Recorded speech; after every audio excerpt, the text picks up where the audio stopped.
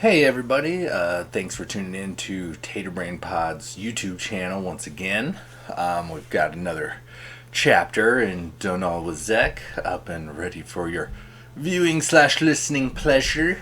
For those not in the know, we've just been recording our online Dungeons and Dragons sessions. You know, we're playing a 5th edition campaign based in the homebrew world of Daanal Wisech. And without further ado, enjoy the episode. The crazy amount of kids.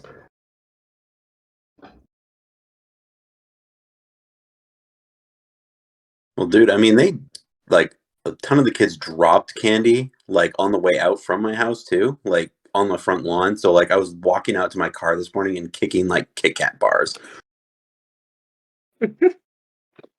You gotta pick up the Kit Kat bars, man. You kick the candy corn, but the Kit Kat bars, you gotta pick those up.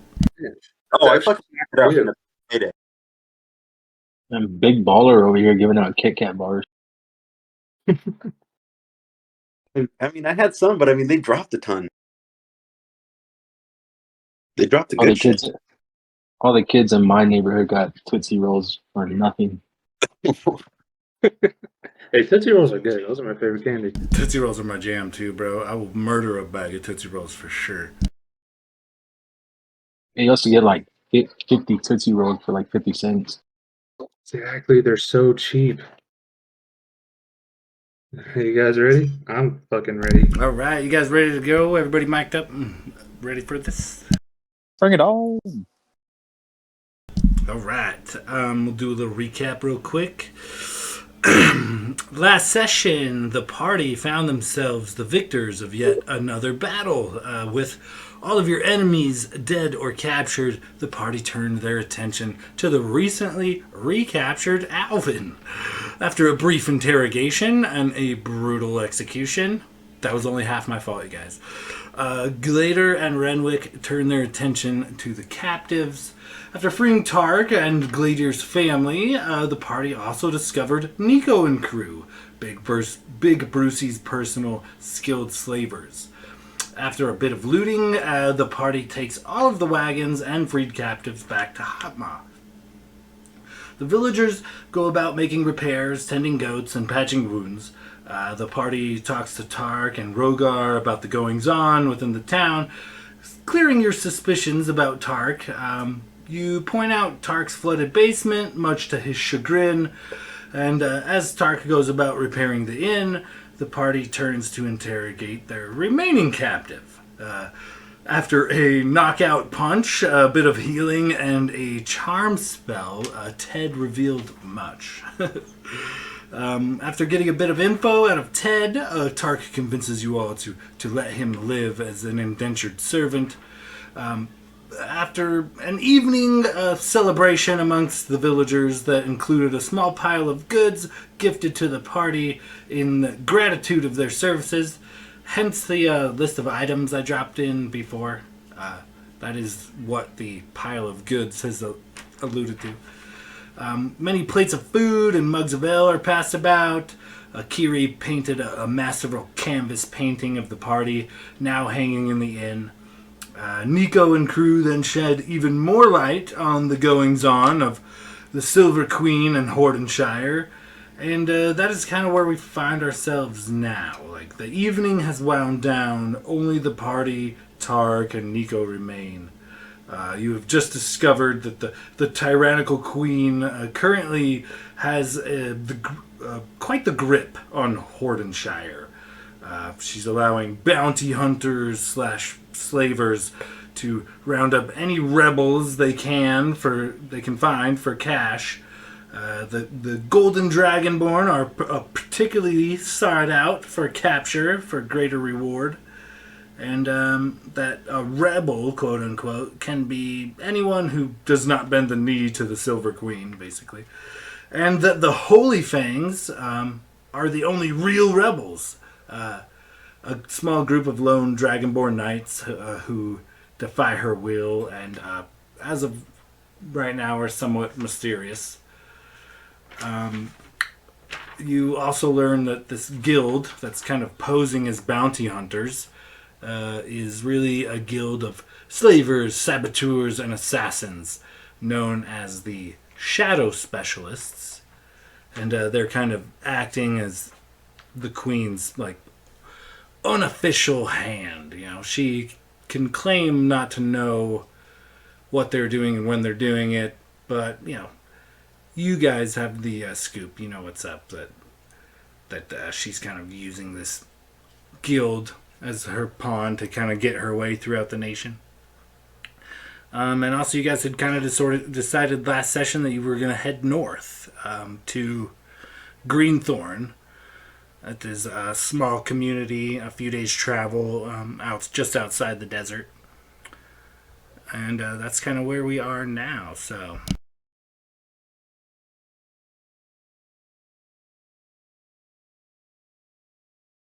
Nico kind of, after a bit of ale and, you know, sharing some info with you guys, he kind of turns to you lot and says, well, I appreciate your kindness and freeing me and my crew, but I don't suppose we could maybe ask for one more.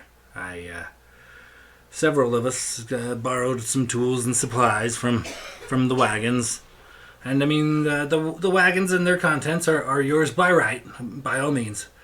But do you think it possible you'd be willing to let us work off a debt? And I think if we could commandeer these supplies, there's a lot more than repairs we could do for the village. You know, we could stabilize things. We could craft a few bits and ends that make life a little easier here. Yeah. As we were repairing most of the village, most of these buildings are pretty crude. I think we could help improve life, even if it is ever so slightly. Can I make one last insight check on Nico to make sure like he's genuinely wanting to help? Absolutely. Go ahead and give me an insight check. What time of day is it right now? So you have just kind of like finished the feasting and like celebration coming back. You guys have just got the info from Nico about what's really going on around Hordenshire, but the festivities have kind of just died down, and now it's just the party in the bar, aside from Nico and a couple of his comrades, and your bound captive Ted, newly indentured servant, and Tark. You know, there's nobody else in the bar. And Tark's just kind of absent-mindedly cleaning up after the festivities. You know, he put out a big buffet and was selling ales all night long. So he's got quite the mess to kind of pick up, but. Nico has just kind of remained with the party because he really doesn't have anywhere to go. You know, he's kind of homeless and destitute. What was your insight roll, Logus? 16. As far as you know, he's telling the truth. He's just being humble. Well, I wouldn't want to speak for the whole town and tell them that you can take everything, but I mean, as long as tools get split out evenly, and obviously you can take your pick, you are willing to help us a great deal around here. Essentially, just don't hog all the tools. You know, we have some craftsmen here in town that might find some use for them. So, but please feel free to take your pick of what you can use to help yourself and also help this town. Absolutely. We would never dream of keeping anything from anyone. I just wanted to point out that if perhaps me and my crew were allowed nothing that was taken or stolen, but if we could take really a majority of the metal from the wagons, even the caged wagons, um, we would be able to craft much better tools than what are half crafted here, and we wouldn't charge the community. I mean, they're gonna let us stay here and they're gonna let us build a life here, and that would just kind of be what we could pay back to them. But it would require most of the resources. If I'm gonna build every farmer here a good shovel, hoe, and pick, it's gonna take a bit of time. And there are also more practical things like I noticed we could use in the village. Door hinges and metal handles and locks, for one thing. Might have stopped a few doors from being so easily crushed in, and just a few other tidbits and whatnot. I don't think there's a shoed horse or donkey in this whole village. There's so many ways we could help, and we won't charge a single coin, but we would have to take over most of the goods of what you guys have recovered. Well, if I might be so bold as to recommend that you seek counsel with the elders of the village, because it seems like a pretty reasonable pitch, but I mean, we are not at liberty to speak on behalf of the town. If the town chooses to allow you to take these and hopefully bolster this town, then so be it. But as far as we're concerned, we're only taking what we need. So anything left in those carts, any tools, the carts themselves, that's all for whoever's remaining in Hot Mall. And there is a cache of other weapons and tools that we've stashed away, and we'd be happy to provide the location to the elders. And if they choose to give that to you, then so be it. Well, to be honest, I was asking you because I've already spoken with Tark and Rogar, and as far as this village is concerned, they seem to be in the most leadership of roles, and they told me that they would leave it in your hands what to do with the goods. And so I'll ask again, would it be okay that we commandeer these and make good of it for the village? And to be honest, if we had another wagon or two, we could potentially take it even further. I mean, if we could gather enough supplies, this village doesn't really have a decent smith nor a general store or anything remotely accommodating. We could potentially not only do a bunch of work, in gratitude for the villagers, but we could also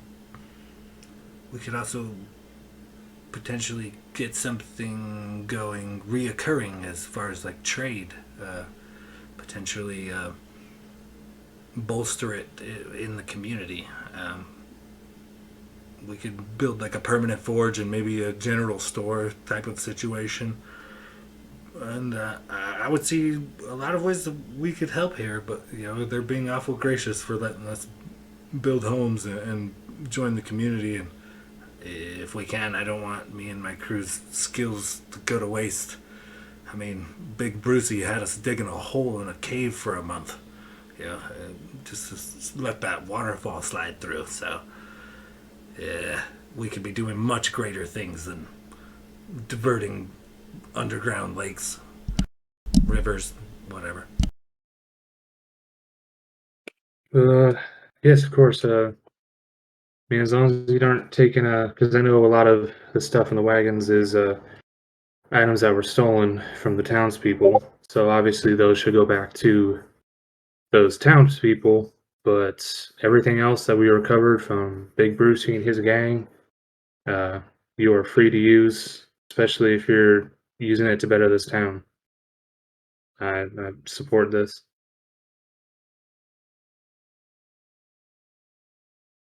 It's a great way to earn your keep and help these people, so I'm on board.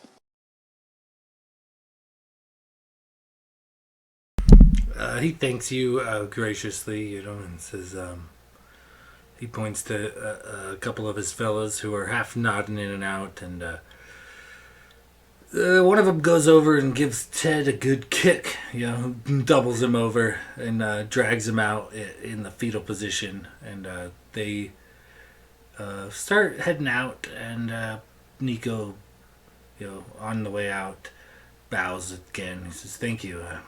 We really appreciate this, and it's like a second chance. Anything we can do to help, you let us know. Might take a day or two, but me and these boys are pretty good at crafting, general goods. So if there's anything you need, just give us a holler." And he kind of bows, and on his way out, he mentions Tark.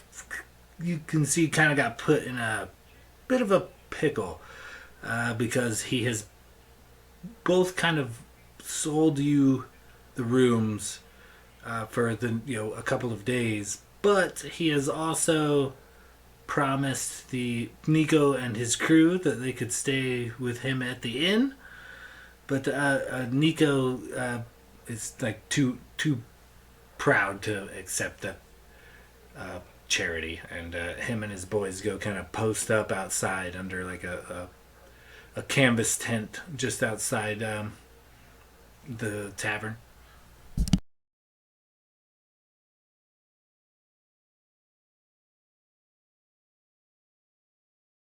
I think we'd decided that we would the whole cache of items that we left in the cave. I think we were also gonna give someone the location of that in the town so that could be used as well. Yeah, if we could basically just send word to Rogar so that he can put together like a trusted squad to go to the cave and pick up that cache of like all the weapons, and I believe there should be a ton of tools in those carts from the first caravan as well. So like they can literally take those carts, take those tools, take everything. The only thing I think we're taking is what I have on the loot list and Brucey's cart and the 2 horses.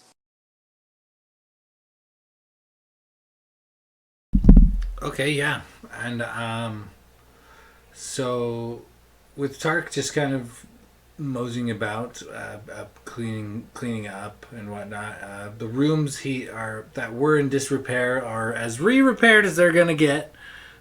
Still kind of somewhat trashed, but the mattress is on the bed spring once again. Type instead of up against the wall. But you guys have room for the night, and Tark kind of just posts up behind the bar. He's not actively serving anymore, but if you guys need something, he'll be there for you. But he's just kind of quietly contemplating things and smoking a pipe behind the bar.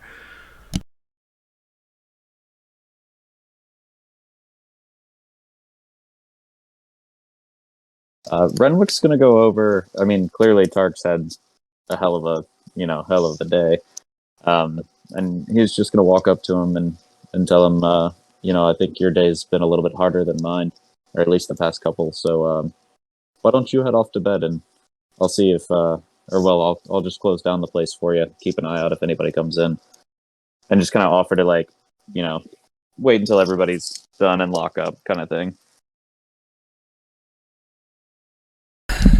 He kind of nods, and as he's leaning back in his chair, kind of behind the bar, he turns to you and says, "Well, I'm trying to turn over a new leaf. I will be more responsible in many aspects of my life, including my inn. If I have patrons downstairs who may want a drink or food or gossip, I will be here for you until you retire."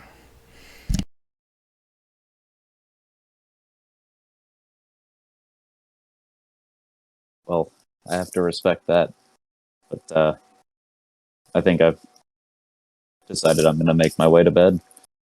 But good to see you back in here, and can't wait to see what you do with the place. And he'll just kind of tip his hat toward him and stagger off to bed. He gives you like a solemn, like an affirming nod, but he's kind of like quiet and distracted.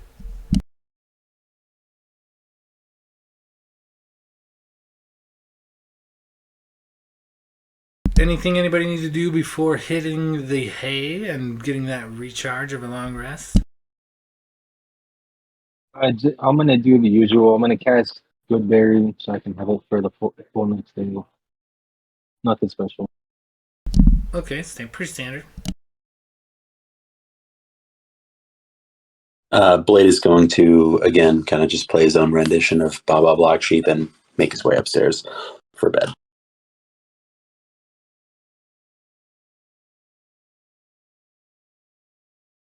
Little Baba desert goat. Baba Desert Goat. So the upstairs of Tark's tavern is just kind of two big rooms, but there's a couple of beds in each room.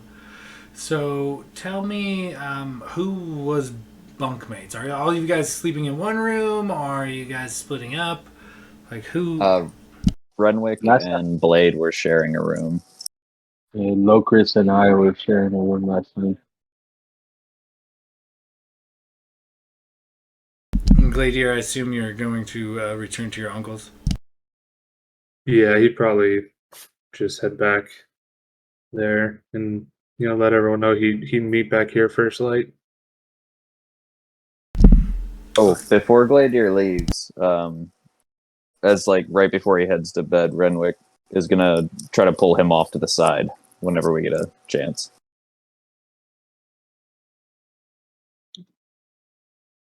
Yeah, you need something before we head out for the night?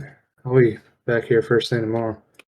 Well, I was hoping to ask a favor since you're heading to your families. Your I believe cousin, was it, Kiri, is a rather proficient artist. I was hoping you might have her draw us another portrait, but this time, maybe don't make it look exactly like us. Maybe mix it up a little bit. Maybe play around with the races. Kind of make a fake or like just a parody of what she drew. I don't think it's wise to leave a portrait of exactly what we look like after taking down Brucey and then heading off to start a rebellion. So if we could do anything to cover our tracks, I think I'd like to swap that portrait out. So if you could have her make one and we could switch it before we leave town, it might save our ass in the future, or at least buy us a little bit of time. Yeah, it's not a bad idea. Tark might not like it too much, but I'm sure he'll survive. And I'll talk to her in the morning, see if she can get us up something real quick. All right. Well, on that note, I'll be off. But get home safe, and we'll see you in the morning. Will do. And then he'll just kind of walk off exhausted in the direction of his house. You'll find your uncle and your family is fast asleep, but your quarters have been made up for you. A few blankets and pillows on a simple bed, in a small single room, but nothing particular. A few candles have been lit that are burning low, kind of awaiting your arrival, but essentially uneventful. So, Locris, I'm going to need you to give me a wisdom saving throw.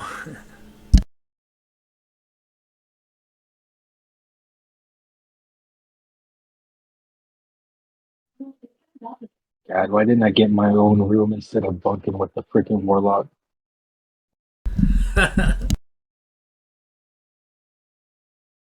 10. Okay, so you've been haunted by this same dream. It just keeps rattling your brain over and over and over again. And tonight, something different. You're you're walking in a vast field, grass as far as you could see, and you look off into the distance, and there is a giant silver tower, and above it, like almost like transparent, like ethereal, like barely visible, is like a giant hand, and this hand looks to be holding like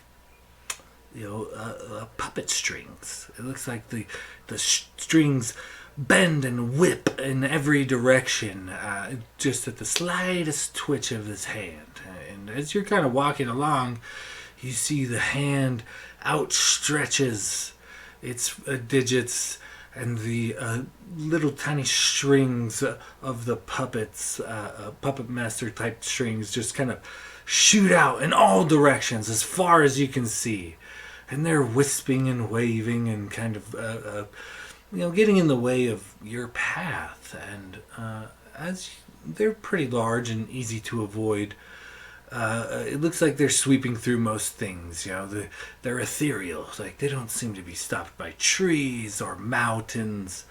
But as you're walking along the path, one of these strings becomes a little too close to you, and it touches you, and it ripples. You are the only thing that the string seems to come into contact with that it actually reacts to. And as the string ripples back towards the hand like shirks, like as it's in pain. And you hear a loud, booming laughter from off in the distance. And you hear a voice that with every word growing louder and louder and louder, it finally jostles you awake. But the words, they come to you as clear as day, in a very jovial tone. After a deep booming laughter, you hear something deep from the darkness echo, "What are you doing, young pup?" Clearly amused with your antics, but the sound of his voice is so deafening, so powerful, it shoots you awake into consciousness after an evening of rest. And Logus, you for sure heard like some abyssal demonic ass speech, and look to be like some really hardcore like Tourette's twitching, maybe thrashing, like night terrors going on with Locris overnight. It was quite difficult to get your 4 hours of meditation with dark abyssal speech and thrashing in the background. And Locris, this dream, you have a feeling it's going to stick with you for a while. After my level up, I had the ability to pick another language to learn as a ranger. And happened to pick Abyssal. Did I pick anything up? You picked Abyssal? Very nice. That was a good call. With the tiefling that I've heard speak Abyssal? Okay, go That was a ahead good and call. give me, I'll say, a perception check, and probably with disadvantage because it happens like at night when we're sleeping. Perception with disadvantage.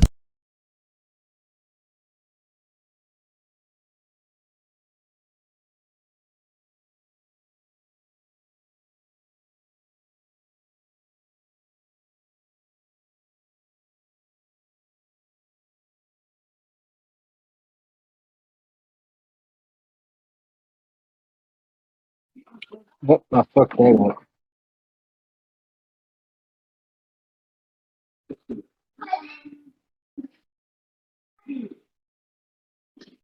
Oh my god, I'm fucking it up. Hold on.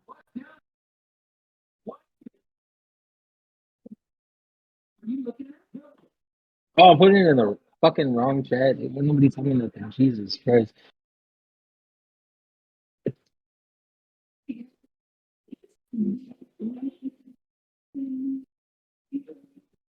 I honestly didn't notice. I was literally in that chat going, I wonder why that's not working. Or a 21 with disadvantage. So, it's kind of like broken and gibberish, what comes out, so it's not really something that's easy to follow, but for sure, you heard the words Jurassic Riven come out of his mouth, like the name of someone. He keeps saying Jurassic, and then he'll like shoot awake, usually right before he awakens. Could I get that spelling whenever you get a chance? So you better ask Locris, because I spelled it phonetically to me, so I'm not 100% on that spelling.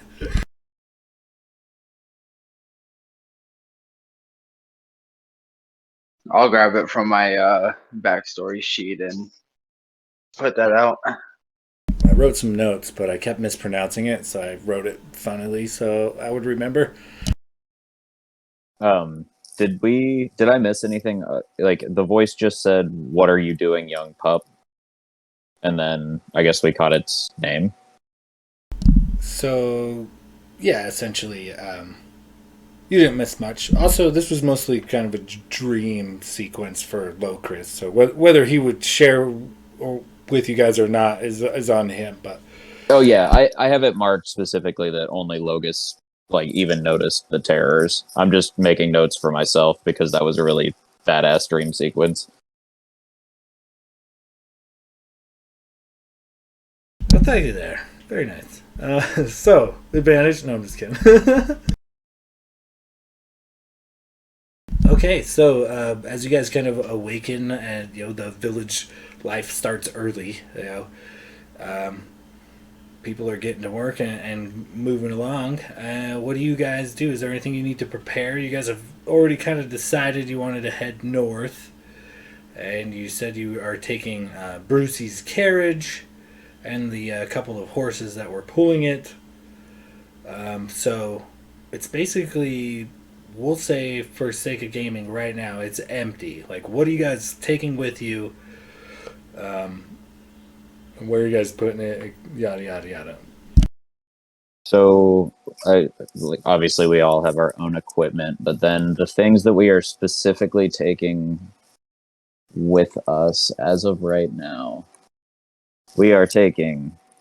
I'm not going to run through like the loot, but I guess the stuff we're taking is the silver scimitar. We have 4 silver loots, 6 vials of poison, a pouch of fine tobacco and papers, 2 mystery potions, and then of what the villagers offered us, I think we'll probably take all of that and just put it in the wagon as like extra gear that's not necessarily on hand that we can pull from. And then there's 2 caged chickens and a desert goat. I don't know what you guys feel like doing with those. If you want to bring them for food or goat milk, probably not the worst idea, but also the horses are a lot faster than them. The goat milk was recommended on our travel in, so I'd say we definitely want to keep that. And then the chickens, I mean, that's fresh eggs every morning. That's fair. The horses probably aren't going to be moving too terribly fast, considering they're pulling an iron carriage. So a desert goat on its own might be able to keep up if we just tie it to the back with some rope. He might be able to jog along behind. Yeah, we're also not necessarily like speeding through the desert either. That's fair. I mean, if anything, we can put the goat inside the cart if we really have to, if we're in a hurry. So, yeah, I guess we'll take everything the villagers gave us. We'll give all of the carts and tools and all the the shit from the caravans and Brucey's camp to the village, and just take the things that I listed out, and then whatever we've already grabbed on our persons individually. Yeah, and we got the trunks and stuff that were inside the carriage, so we can just fill up those trunks. Yeah. Like remove all the tools and fill it up with all this stuff. Do you want me to ask the goat if he'd rather ride in the cart or walk? Yeah, let's do that. All right, I'm gonna cast Speak with Animals and ask the goat. As is tradition. So, my On dear the friend, goat? yeah, I'm gonna speak with animals on the goat. My dear friend, we're going on a journey. We would like you to come with us. Would you rather ride in the cart, or do you want to walk beside the horses? I don't want to offend you either way, so I'm asking you your preference. He kind of stares at you, stunned that he can understand you for a bit. And he cocks his head and he says, "Walk."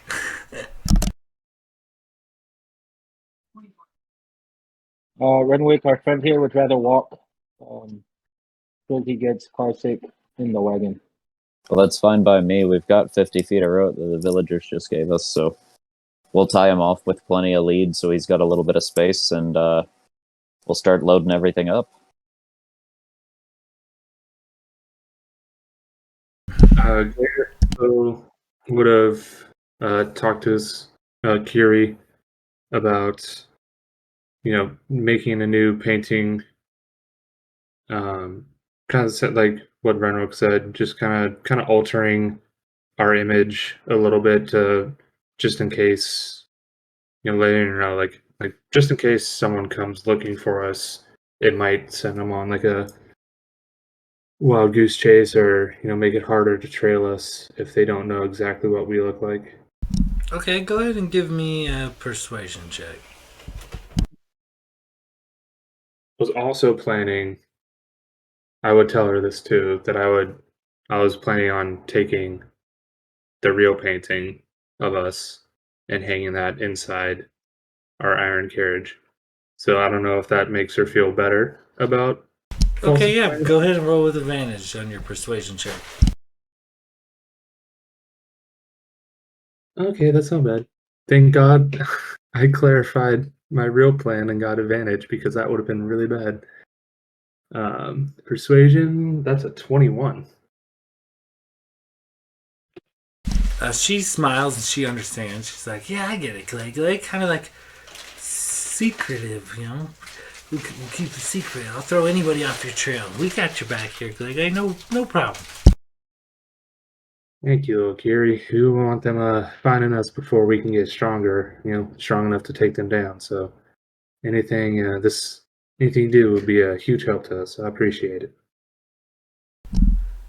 So you know that she gives you an embrace and kind of runs off. She's eager to like paint another painting in its stead. And you know that Rogar is probably out tending to the herd.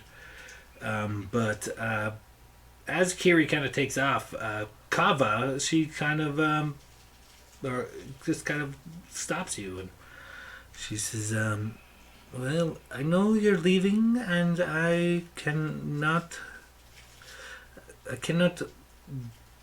bear it if I don't say my piece." You know. And she gives you a long embrace, and she says, "I was the first to find you and invite you into this family, and well, I would be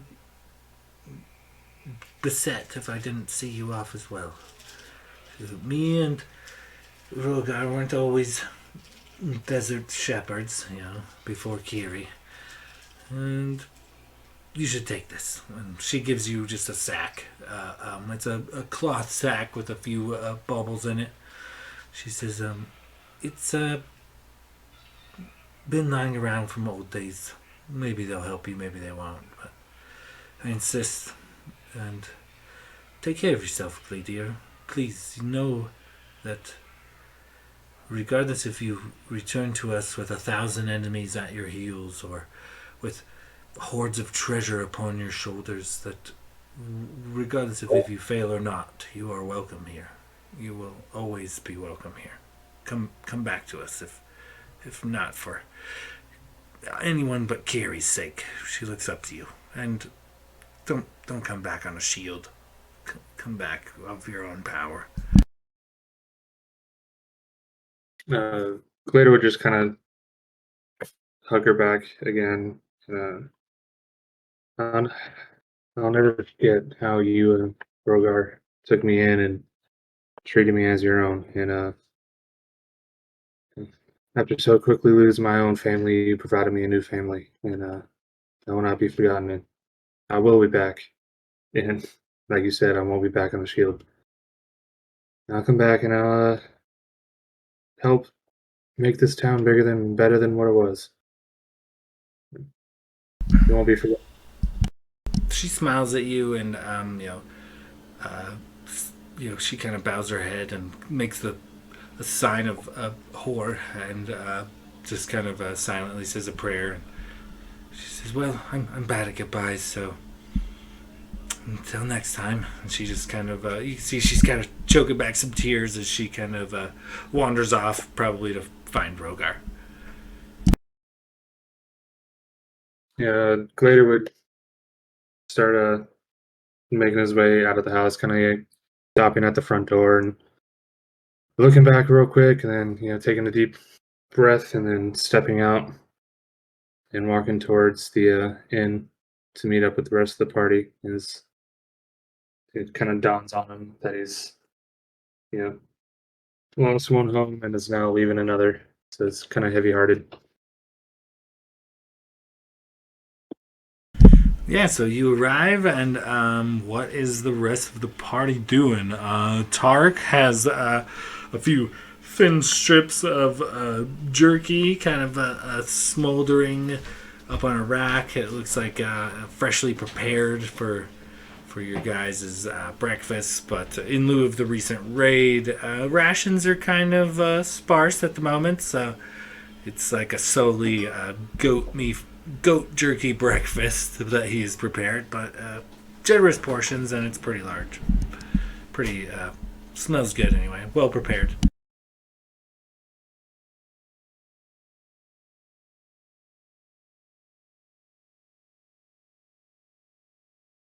I mean, Renwick's gonna go down, grab some breakfast, and I guess start, checking out the cart, making sure the horses are lashed up while he waits on Gladier.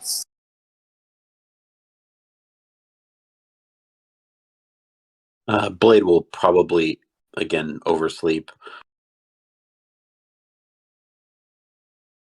Chris got up and went to help Renwick get the cart ready.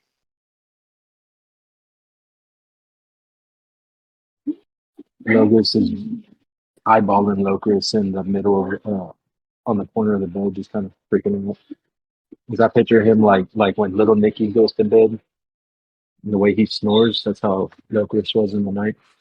Exactly how I picture it too. And I'll just go down and join the group by the way. Eat some breakfast first. All right. Glader would have also kind of as he walked through the streets, opened up the bag as he moved along to see what Kava gave him. So there are 5 individually wrapped leather parcels in the bag, and it will be 1 parcel for each party member, and I will allow a D100 roll to determine what item each party member got, or you could just do 5 D100 rolls and pass them out as you see fit. She gave it to you, but yeah. I've been using this I've been doing the same magic item table for a long time, and it's spaced out weirdly, but of the probably 15 rolls throughout 4 sessions, you guys have got 2 fucking items off of this thing. You guys consistently hit. Anytime I've handed you a 2d4 plus 2 potion, or You've got to be fucking kidding me. Yeah. You guys have consistently murdered 2 items on this list. So this is the last time. I'm giving you 5 rolls, and I'm throwing this fucking chart away. So Alec, I think you should make all 5 rolls since she gave you the bag. True. Well, Well, god damn it, I rolled an 86, and that's pretty unique. 86 in some home games is the worst option, and 69 is the best option, like no matter what the situation is. So that could technically, depending on how Sean DMs this, could be quite interesting. I will say 1 through 50 is the same fucking item. It's Potion of Healing. So if you don't get above a 50, you're not going to get anything cool.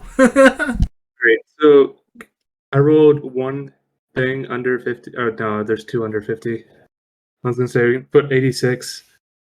Switch 86. We could swap out the 86 with the 30. Yeah, let's do that because I'm sick of it. So, let's see.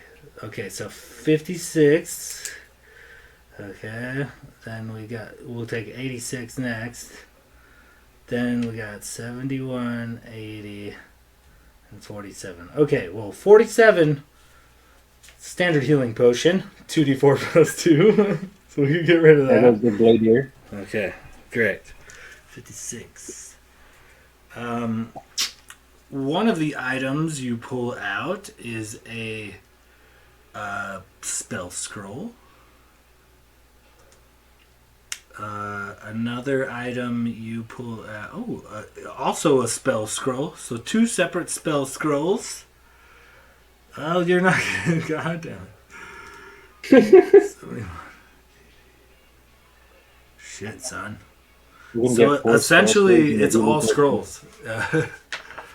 You pull a single standard healing potion and 4 spell scrolls out of this bag. Are they a specific level or? Give me an Arcana check real quick. Ooh, that's good. Dirty 20.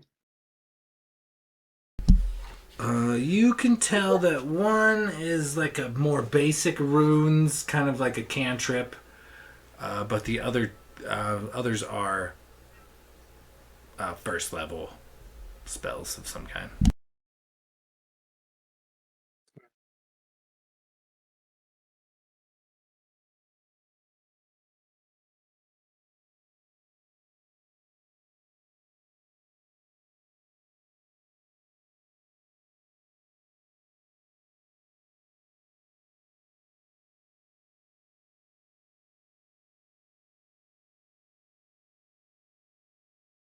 Okay.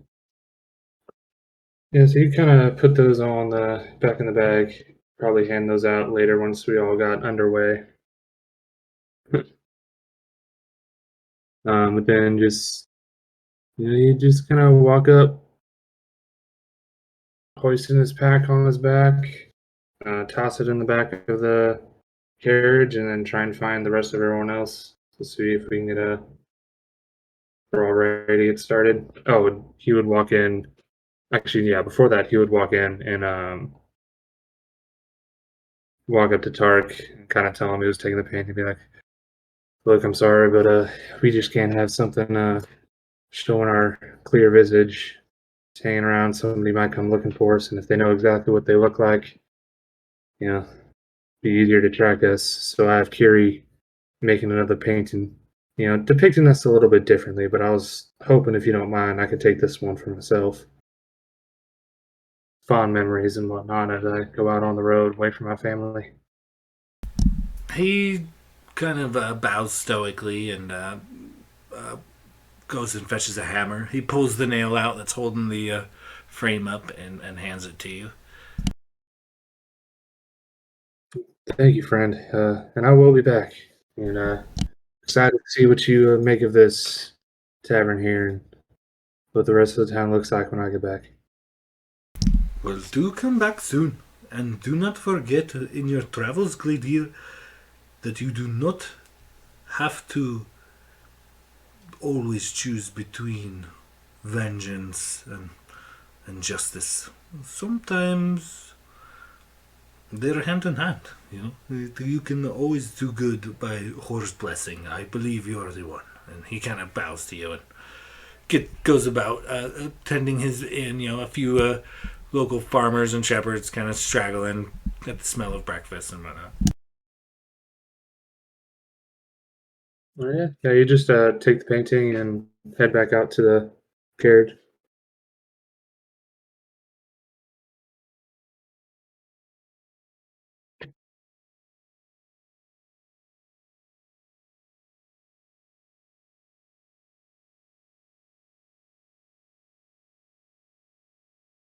Okay, so you guys are loading it up. You guys know that during the desert travel, you guys are going to consume a lot of water. So I'm assuming you guys all have, a varied array of water skins and maybe even put a barrel or two of water in the carriage. You also got to think about like your animals and whatnot.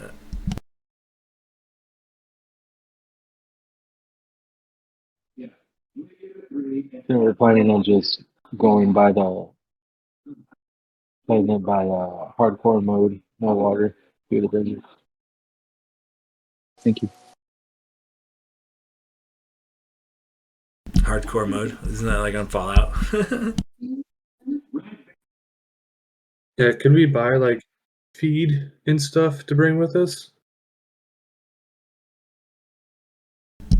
Tark will give you what he has free of charge, but you're only looking at a couple days travel worth of food and water. So if this takes more than 2 or 3 days, which it shouldn't, but if it does, you might be in dire straits.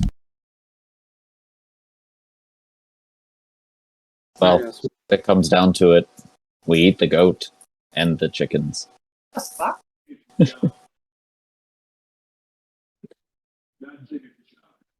I like it. Logan's is going to be pretty disturbed seeing as he had a conversation with the goat. He didn't learn his name, so you're fine. As long as you don't name it, it's okay. Yeah, I mean, I think that's all Glader would want to do before heading out. Not sure if anyone else has anything else they want to look through. Now, Luggage is already in the seat of the wagon with the reins. Okay, yeah, that was Hopefully, something else I was I'm gonna not ask. that So guy. as you guys are kind of getting ready to set out, I gotta take a real quick pee break, fellas. But as you guys are kind of setting out, kind of get a marching order together for me. Keep in mind you've got 2 horses and a goat tagging along the party.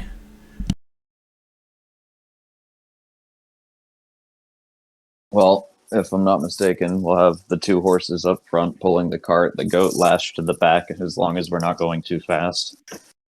And I'm assuming we're all in the cart, unless anybody wants to be on the horses or maybe ahead of the pack or anything.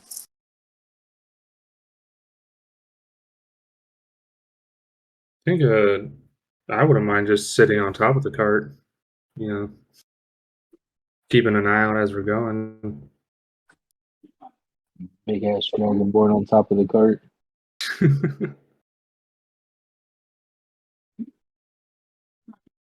I'd imagine I was going to drive since I'm probably the most dexterous with the best survival. Yeah, we have to like clarify. Like, I'm assuming it's like a horse-drawn carriage where there is a seat at the front, where like the person sits on the outside and like has the reins and leads the horses. I'm guessing that's what it's like. Well, we probably have to communicate all this back when he gets back from his pee break. Yeah.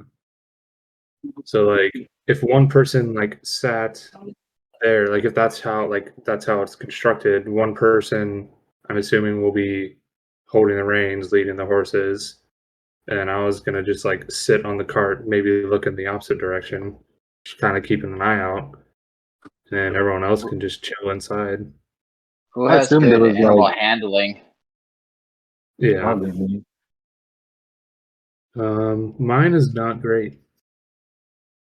I have +6 animal handling, +5 dexterity checks, and +6 survival. Yeah. Animals I feel like these horses are going to be scared of a dragonborn. Yeah, I'd say let Logus kind of Yeah. steer.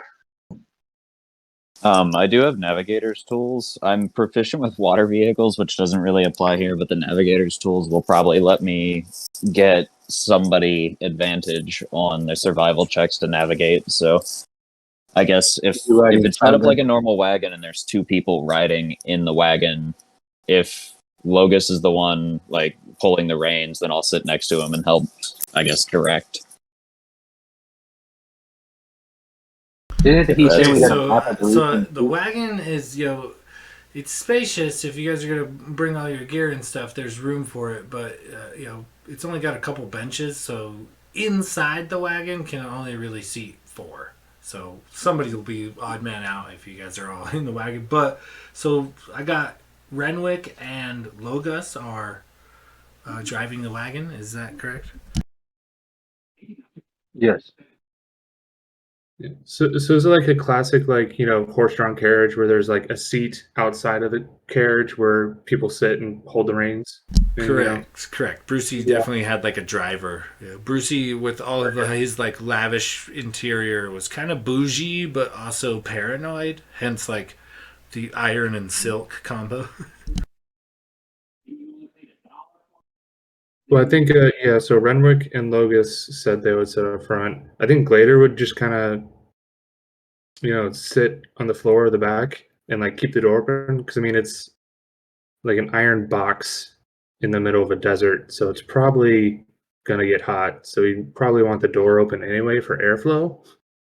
So he'd probably just, like sit back and like hang his feet out the door and just kind of keep an eye out on their flank.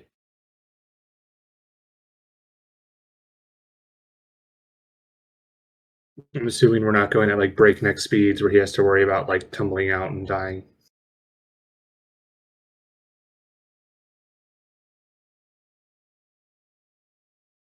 Yeah, it's a pretty casual pace. The horses are strong, but the wagon's kind of heavy, especially with you out. So I got Gladiator kind of posted up in the doorway of the wagon. I've got Renwick and Logus kind of taking the reins. Where are Blade and Locris? Blade would probably just be, inside the cart, just kind of looking out. There are windows, right? There are 2 barred windows on either side, yes. Okay, yeah, I guess you'd be just chilling in there. Yeah, we'll each take one window just to give it about a 360 view. Renwick's gonna call back to Blade and be like, "Can you at least play us a tune? It's gonna be a long, long road." Blade happily pulls out again his newly acquired silver lute and tries again to pick at it after lack of success the last time he tried. Go ahead and give me a performance check.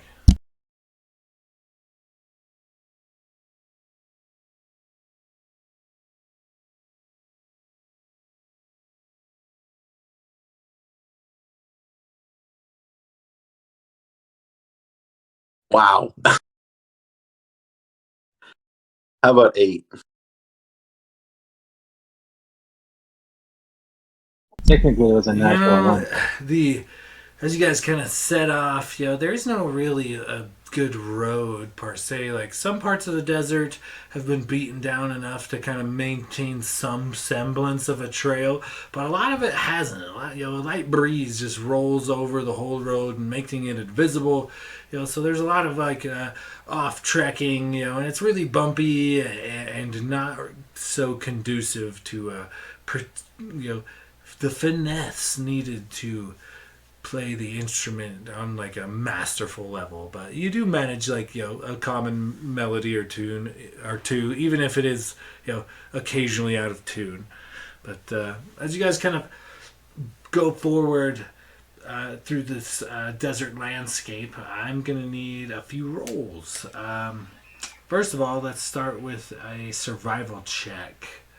So how do you guys want to do One person's going to have to make a survival check for the group, but I will say, like, Renwick could offer advantage, or vice versa. Logus could offer advantage to Renwick, whichever of We're you. rolling Survivor. Survival, correct.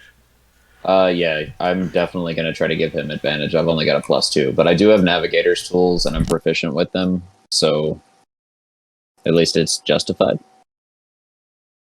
Makes sense. You're like holding the compass in the map. He's scanning the horizon. So, Logus, go ahead and give me a survival check as you kind of navigate this wagon north.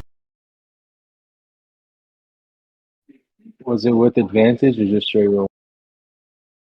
With advantage, thanks to Renwick's help.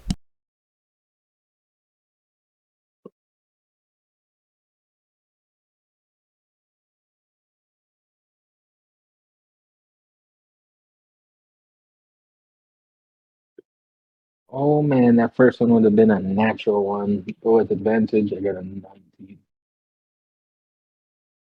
I'm sorry, what was it? 19 total.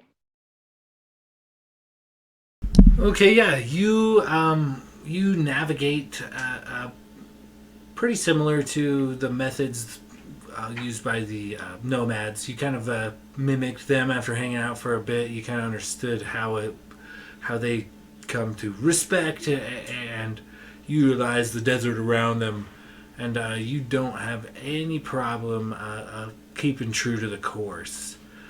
After a bit, the sun just starts beating down on everybody. So I'm going to need everybody to, as you guys are kind of journeying through, I'm going to need Constitution saving throws. However, if you have two water skins that are full in your inventory, you can mark them as empty, and I'll let you make this Constitution saving throw with advantage.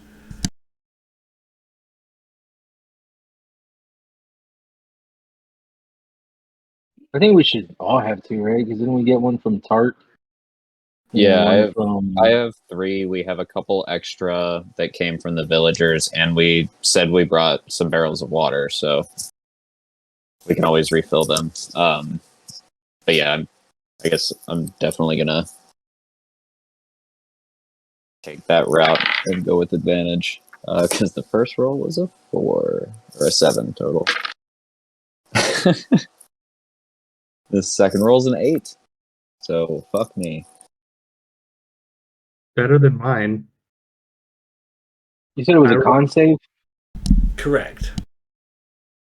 I only have a +1. Ooh, 16 total. So, it looks like Logus and Blade and Locris, you guys are sweating your balls off, but it is what it is. It's miserable, but it's not so bad. However, Gladier and Renwick, you guys are miserable. Like, it is hot as fuck. You are sweaty. There's nothing you could do about it. You're physically uncomfortable as you both suffer a point of exhaustion.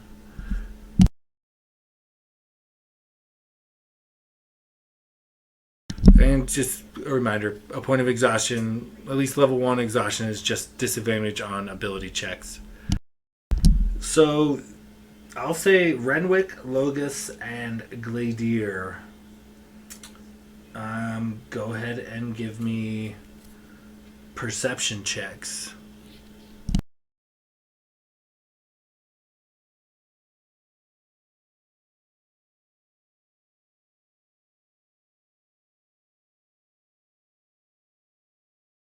What did you need? Was it from me? Yes, so anyone kind of sitting outside the wagon. So the two of you are out up front. Gladier's kind of sitting in the doorway. Locris and Blade are kind of peeking out the windows, but so at the moment it will just kind of be who is outside the wagon. So give me some perception checks. Well, I rolled a 19, but I'm exhausted, so I'm rolling with disadvantage. Correct. Rolled a natural 1. That's great. Man, that sand is still brutal. Like a nice little breeze comes by and it's like fucking stinging sand right in the eye. Ugh. Yeah, the Constitution save, I had advantage. I rolled a natural 2 and a natural 1 for a total of 3 on my con save. I'm surprised your constitution is so low as a paladin that you only have a +1. My con save is +2. I did math wrong. Numbers are hard. I rolled a 23 perception At least out there someone's driving.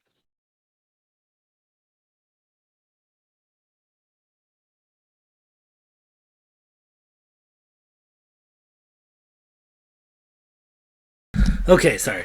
So, as you guys kind of venture through this hot, fucking miserable ass desert, sweating balls in your armor and whatnot, Logus, you see it last second, but like the sands kind of begin to shift, and you just happen to kind of be on a particular part of the road where it's actually road, a lot easier to navigate, if you will. But as the sands shift, as you guys kind of venture down the sandy path, giant giant bug-like creatures burst from the sand. They all with like they're giant-sized like roaches. Here, I'll send a pic in them. Giant-sized roaches with mandibles. It looks like, and they burst from the sand and immediately attack your guys' horses and the goat behind you. There's 3 of these giant gargantuan creatures, and they are like ravenously hungry. And Logus, you see them coming last second, and you manage to holler. So everybody go ahead and roll initiative.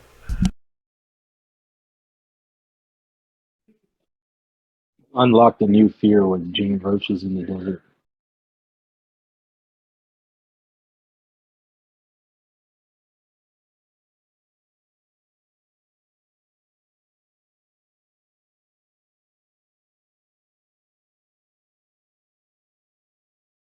I've never played a character that has had like such high initiative, and having a +8 has been fantastic. Oh, fuck that, Sean. What the hell? No. What size creatures are these? Dude, I I think lived he's in a Florida for gargantuan. years. I have built up a fear of like roaches and palmetto bugs. That is the stuff of nightmares. And now they want to eat you. And/or I goat. think he like looked into our brains, dude, because I have like an irrational fear. Like I hate roaches with a passion. I think they're That's like not rational. That's completely rational. the ones that fly, dude. You'll see me scream like a girl. I swear to God, I hate flying roaches and gargantuan roaches as well. The initiative order is going to be Renwick, Logus, Will, and then Locust and Glader. Both rolled 14. You're going to go by higher decks, or you're going to roll these it? Yeah. Look at X. I'm pretty sure there's better decks than me.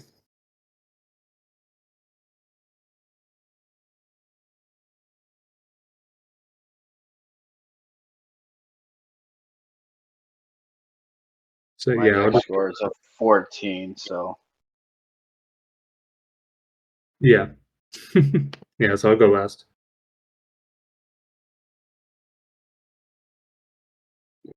Okay, well, Logus was able to call out as these creatures kind of burst forth from the sand to prepare you guys, but it is a bit too late for your animals, unfortunately. these ankegs, I think that's what it's called, ankeg. These things burst forth from the earth, and each of them grasps onto one of your horses, and a third grasps onto the goat you have tied traveling behind you. And they snatch them up, praying mantis style, lift them into the air, and take a big chomp. And then now we're going to roll to the top of the order. Renwick, you are first to act. You are currently sitting in kind of like the driver's position of this carriage. Or I guess shotgun, rather. And these things are big enough, like these horses are huge, and these things are big enough to pick up the horses. Both the horse and the ankeg are large-sized creatures. Okay. Jesus, that's fucking Are the terrifying. horses dead? Like they chomped them, or are they just holding them? You'll have to find out on your turn, I guess. God. I really hate to. Oh no, they might be immune. I really want to use poison, but that's gonna take it. Fuck. All right. You know what? He's just gonna. Yep. I mean, he's right up front with the horses. He's gonna whip out his rapier dagger combo and just basically like launch himself off of the wagon and just try to cut down.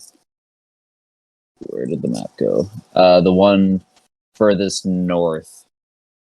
That's on like the one that's on a side of the wagon by itself. Okay, go ahead and give me an acrobatics check as you kind of jump off the wagon into the sand.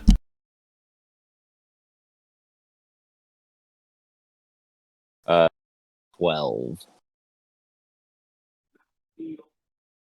Right, You so don't the do road anything is cool. You don't like do a sweet dive roll or side flip, but you do effectively leap from the wagon and manage to stay on your feet next to this attacking beetle-like creature.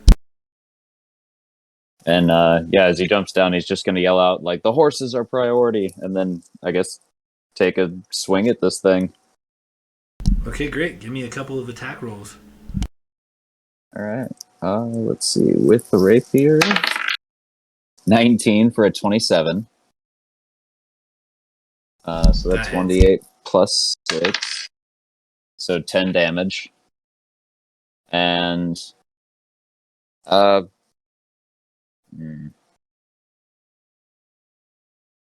he's...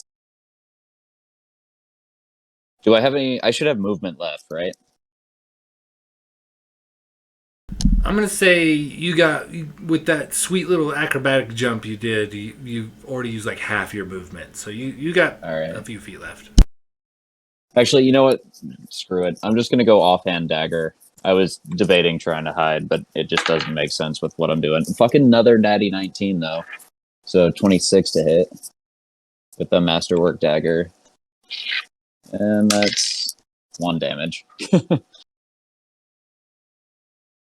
And I guess that'll be his turn. Though, right? Yeah, 11 total. And I can... If I've attacked an enemy, I can move away from it without provoking an attack of opportunity as part of my class. And so I'll use the remainder of my movement to just like put a little space between me, I guess, heading west. So that like I'm blocked by the wagon away from the other two. And I have a couple feet between me and this giant roach thing.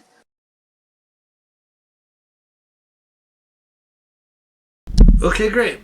We're rolling on down to Vogas.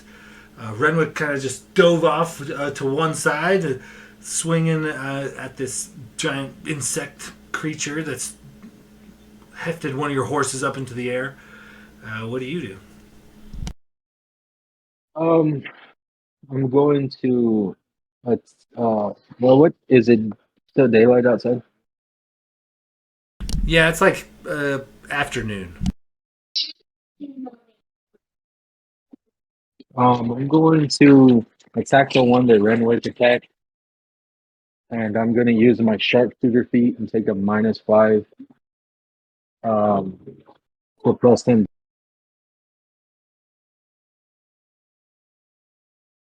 And the first attack is a 13 + 5, 18. 18 hits. Okay. Oh, damn it. I didn't put fucking hunter's mark on them. But, let me see. Hold on. Okay, so I'm going to make this creature my favorite foe. So when you hit a creature with an attack roll, you can mark the target as your favorite enemy for 1 minute. So you lose concentration. The first time you attack, you do an extra 1d4 damage. Okay, so Okay. So what was the total damage on that?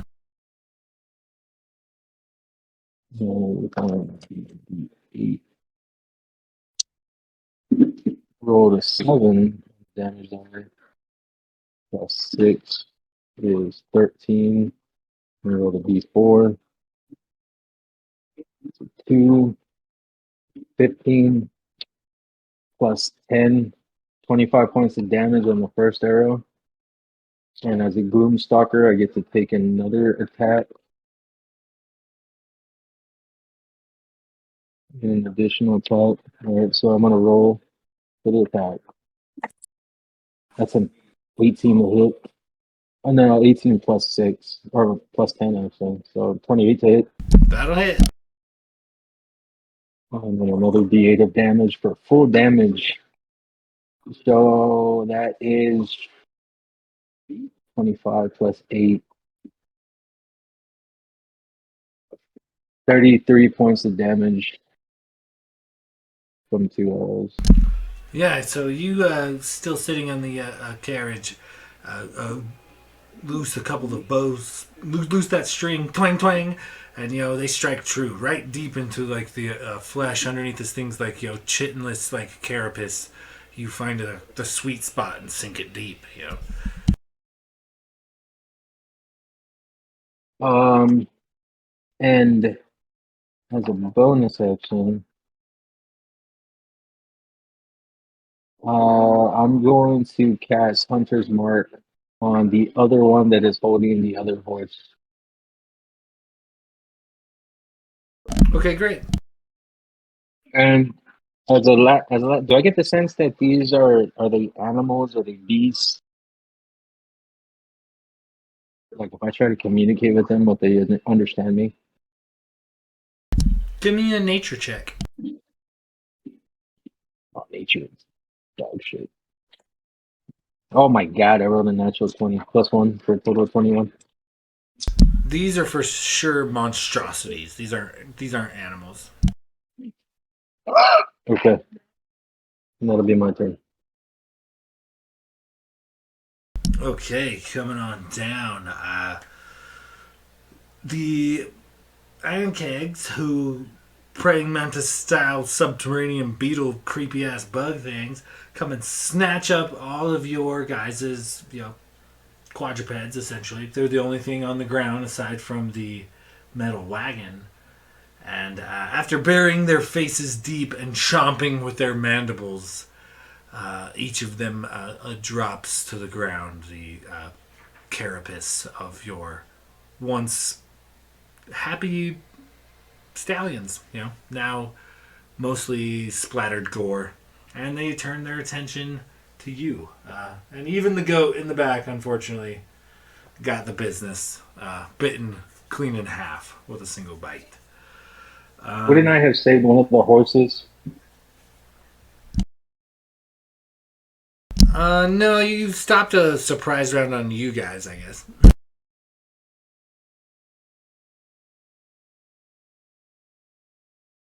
Alright, got it.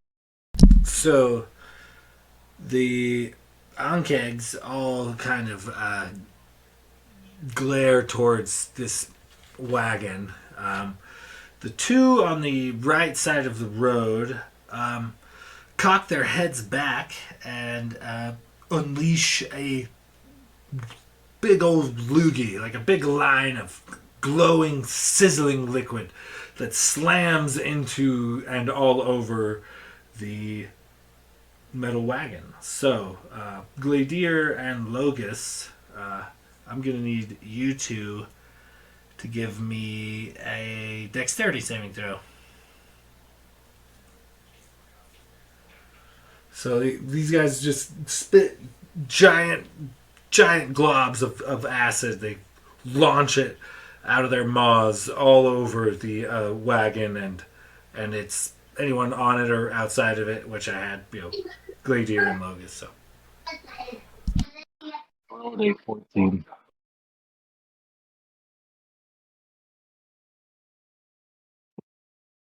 Ten. a 10 and a what?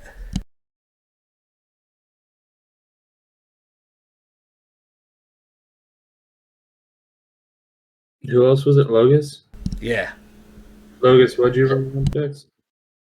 14. 7 plus 7. Okay. So, Logus, you take half damage, but so you take 6 acid damage. Gladier, you take the full 12 as this kind of splatters all over you and the carriage, and it starts going to work. You guys inside the carriage notice right away that this iron carriage is quickly becoming holy. It is losing its integrity by the second. There's more than just the windows this thing started with now. It's like the roof and sides begin to sizzle and burn away. The one Ankig on the left side of the road, however, after dropping the horse carcass, maw bloody, it focuses its insectoid-like face and eyes on Renwick, who has just dealt it a fair amount of damage.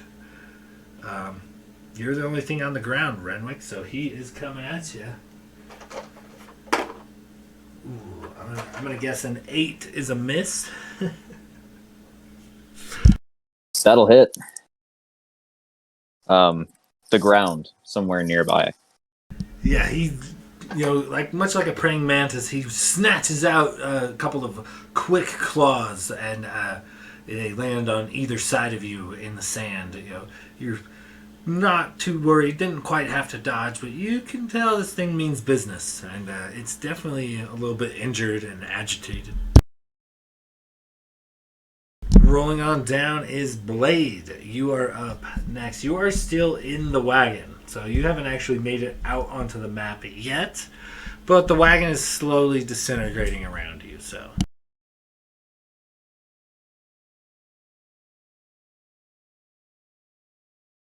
Okay. I think now would probably be a good time to make my way out of it if I could. Yeah, we'll say 10 feet of movement and you are outside. Okay. And I'm going to, I guess, make my way probably more towards kind of the western side. So basically on the other side of, as far as I can get to where that one on the southern roach is. So yeah, but just as far away as I can get from him, but on the other side of the road basically is where I'm trying to go.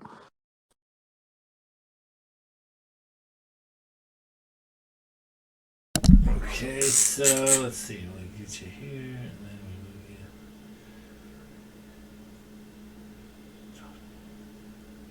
So you can, yeah, okay. You're almost to the other side of the road, not quite. You're kind of on the opposite side of the road, but you haven't fully crossed it yet. And then what would you like to do? I guess I probably should have figured this out before, but I guess, do I have, with the cart kind of deteriorating, do I have eyes on, I guess, who do I have eyes on that I can see from my team? Currently, Renwick. Everyone else is either in or on the cart, and you're kind of now behind it. Okay. So I guess for now, I am going to just cast Vicious Mockery on that southernmost roach. Okay, great. And he's just going to say, "Look over here, you dumb bug." And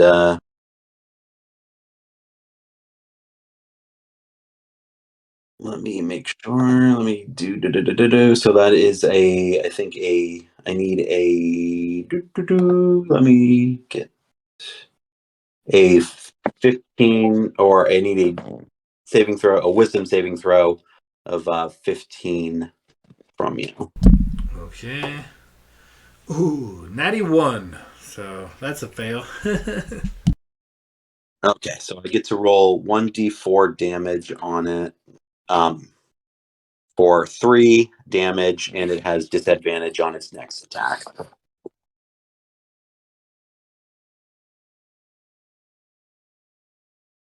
Okay. And that will be it for now from Blade. All right, moving on down. Locris, you are also still in the cavern of this slowly disintegrating machine, or I guess carriage. All right. Locris is going to jump out, cast Hex on the bug closest to me, and try to take a smash at him with my packed weapon in the shape of a morning star. Okay, so it's 10 feet of movement to get out of the wagon, and then that kind of puts you right in between the two on the right. So you've got your choice. You've got one on either side of you. Which one did you want to go to? Let's go with the southern one.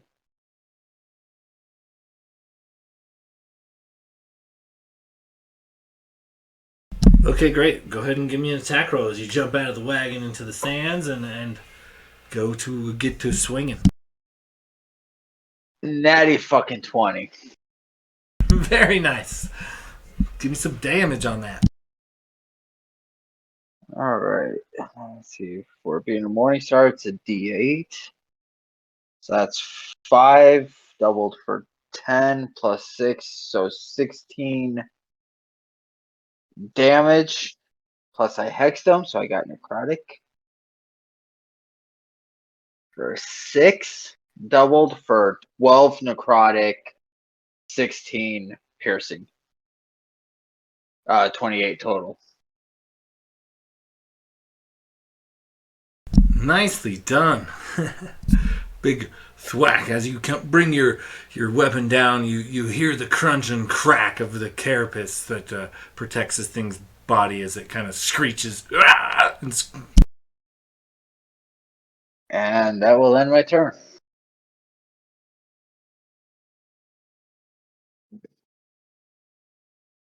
Okay, and then we move on down to Gladier. You're just kind of still sitting in the door of this wagon. A few of your friends have rushed past you as these giant bug-like creatures burst forth from the earth and took chomps out of your livestock.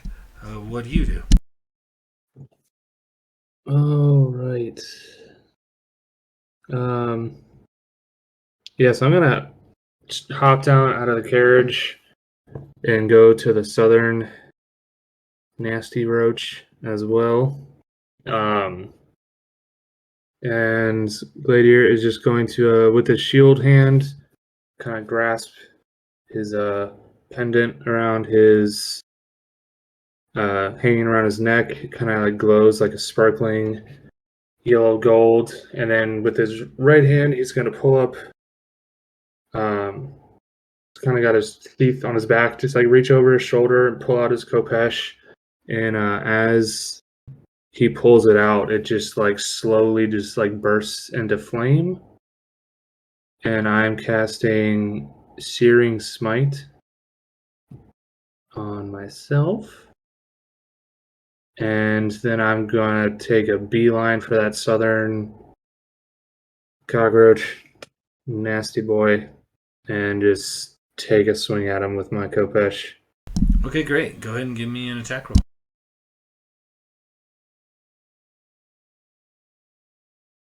Oh, that's good. 25 to hit. That'll hit. All right, so that is a 1d8 slashing plus 5, so that's 12. And then Searing Smite is an extra d6 of fire damage and roll a 6. So that's 12 slashing, 6 fire damage, and the target ignites into flames at the start of each of its turn until the spell ends. The target must make a Constitution saving throw. On a failed save, it takes another 1d6 fire damage. On a successful save, the spell ends.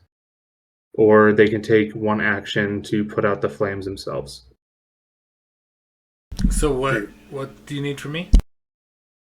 Nothing right now, but at the start of its turn, it's going to make a con save. Okay. I'll put in the chat as well for you. So right now it just takes the 12 slashing, 6 fire damage, and then the start of its turn makes a Constitution saving throw. Or it can take an action to put out the flames itself with its weird claw hands. Okay. And that is my action and bonus action. So I'm just gonna kind of stand there, shield up, waiting. All right. With that, we go back to the top of the order. I'm going to drop a fresh pick in the feed real quick. I think I did. There we go. I forgot when I hexed that one. I want to give him a disadvantage on strength checks. Okay, and you hex the one you're currently doing battle with? Yeah. Okay, just keeping crossing my T's and dotting my I's.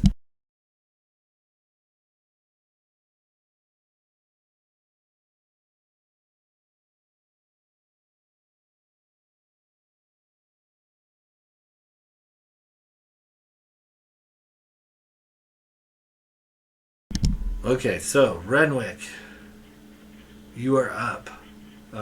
This thing dropped a horse. It's got its bloody maw, and it's currently snatching its giant, claws at you, trying to grab you in an embrace as well. What do you do? So this is the one that Logus hit too, right? We teamed up to try to take this one down. Correct. There are some. You notice a couple of Logus's arrows buried deep within the chitinous exoskeleton of this creature. Well, he's just gonna zero in on that spot. I imagine, he dodges that blow. Logus drops 2 arrows in him, and he's just like, "I've seen better roaches in my ashtray," and takes a stab with his rapier for a dirty 20. That'll hit. That's a 1d8 plus 6, so 11 damage. And he's gonna strike again with the Masterwork Dagger too, so that's 13? Yeah, 13. 13 misses. You strike the carapace, and it actually repels the blade. Fair enough. And then he will... Oh boy. He'll shift 15... Actually, he'll shift 20 feet northwest. And he doesn't provoke because he's attacked this creature this turn.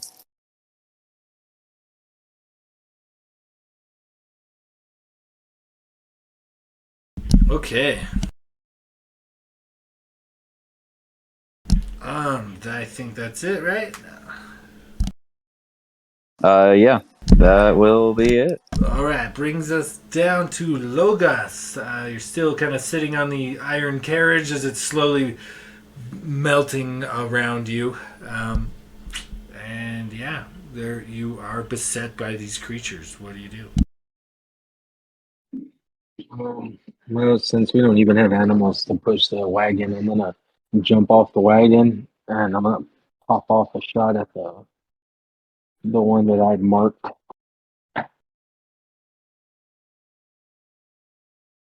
Okay, give me an acrobatics check for your jumping off the wagon, and then an attack roll. That's a 4 + 5 for 9 on the acrobatics. Like twist my ankle and I land or something. You definitely stumble on your way down, but it just takes your whole movement to get off of the wagon. But you are. Do you want to jump off the wagon? In which direction? Away. Away from the beasts. Okay. Yeah, just if I can jump towards an area where like I know they're like opposite sides, right? Like there's one on each side of the wagon right now. Correct. Yeah, I'll probably jump towards the back then and kind of split the middle of them, and then attack the one I marked for a 15 to hit. 15 hits. Yeah, I'll say you like kind of jump off the back of the wagon, kind of near Gladier and Locris, and then fire at the guy you had hunters marked. That's a 9 damage on the first arrow, and then +4 for Hunter's Mark for a total of 13 damage to that one.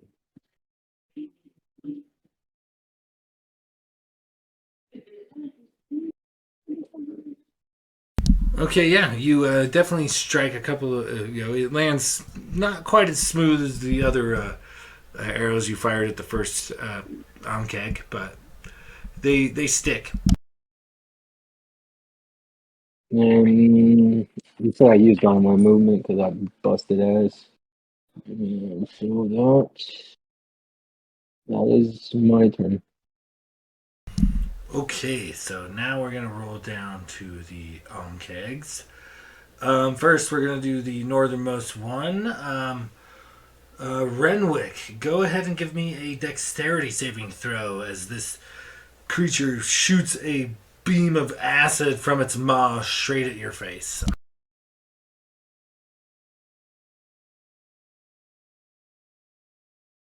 It's an 18 for a 25.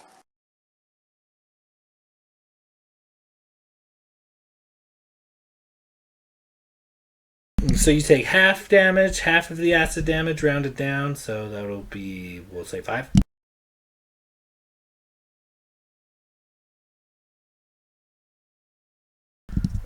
The next one over. Let's see. Let me do a roll to see if he gets his acid back.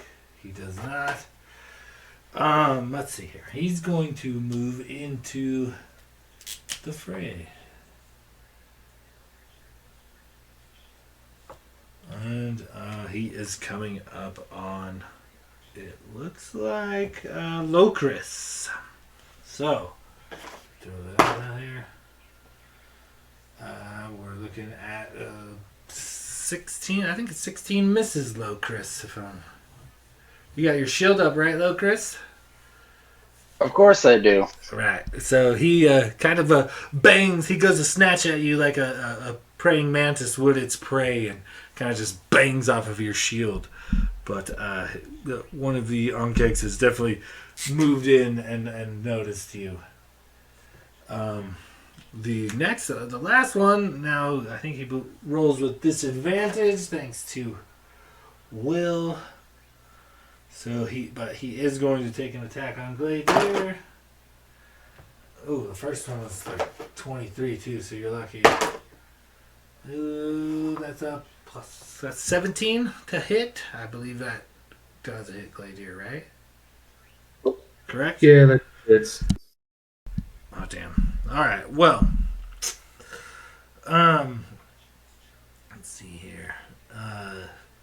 That'll be 2d6 plus 3. Let me roll that in chat real quick.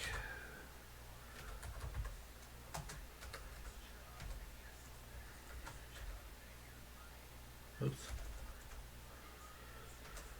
It might be too late, but can I do my cutting words against that attack roll?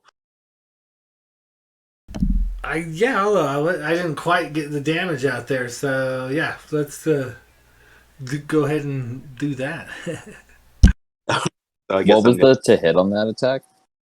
It came out to 17, which I believe is Gladier's Oh. armor class. So even if you roll minimal, you would stop this attack from hitting. So yeah, he'll again just say, "Look over here, you big dum dum," and then he'll roll. I'll roll. Oh, god damn it! 1. That's all you needed to miss Gladier. All right, I'll take it. Yeah, distracted at the last moment, this thing's mandibles twitch and look away just long enough for you to get out of the way, Gladier, and thanks to your friend's bardic performance. And that is the Ankeg's turn. So we're going down to Blade. You're up. I'll drop a new map real quick.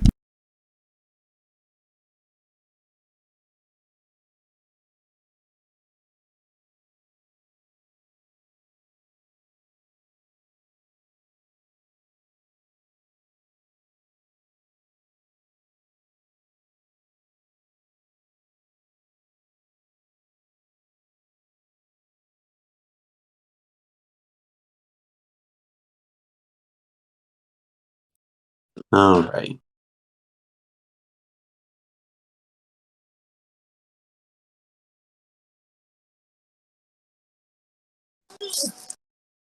Sean, I think I said I moved northwest.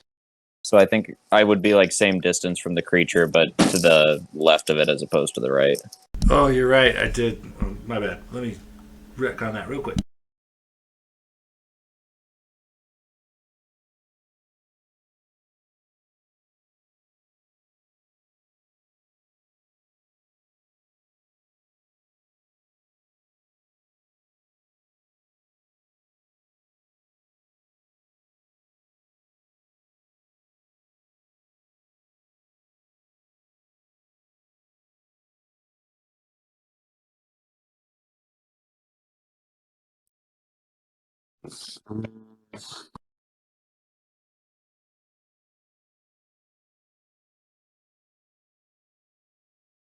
Okay, a little more accurate.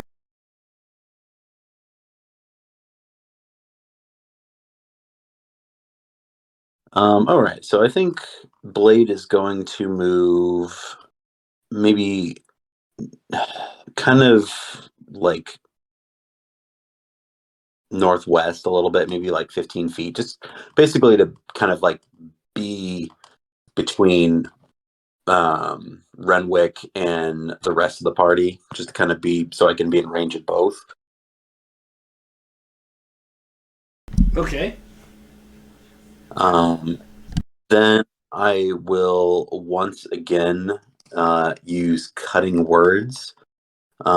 This time, yeah, on the southernmost Roachy boy down there. Okay, and that's a will save? Yeah, wisdom saving throw. That's an 8 from me. Okay, so he has disadvantage on his next attack, and he also takes 1 point of damage.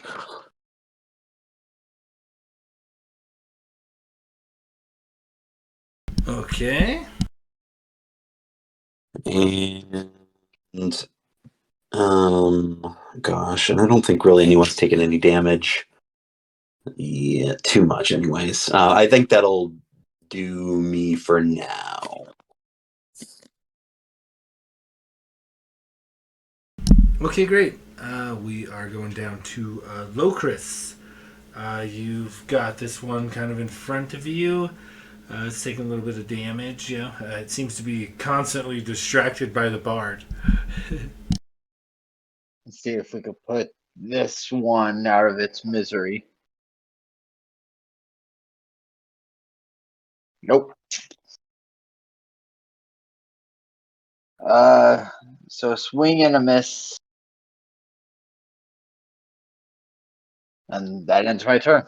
Oh, snap. Surprisingly agile. It kind of, ducks and bobs out of the way, sees your mace coming. Let's see here. We're gonna go on down to Gladier. You are up in the mix along with Locris, kind of going toe to toe with this giant bug.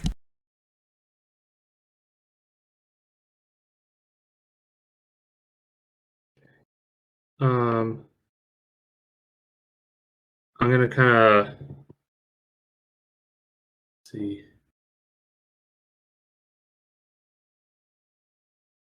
Look towards Locaris, grasp my medallion again, and can I give him a nod and then a shimmering yellow electrical aura surrounds him, and I cast Shield of Faith. So Locaris, you have a +2 to AC for as long as I concentrate on this.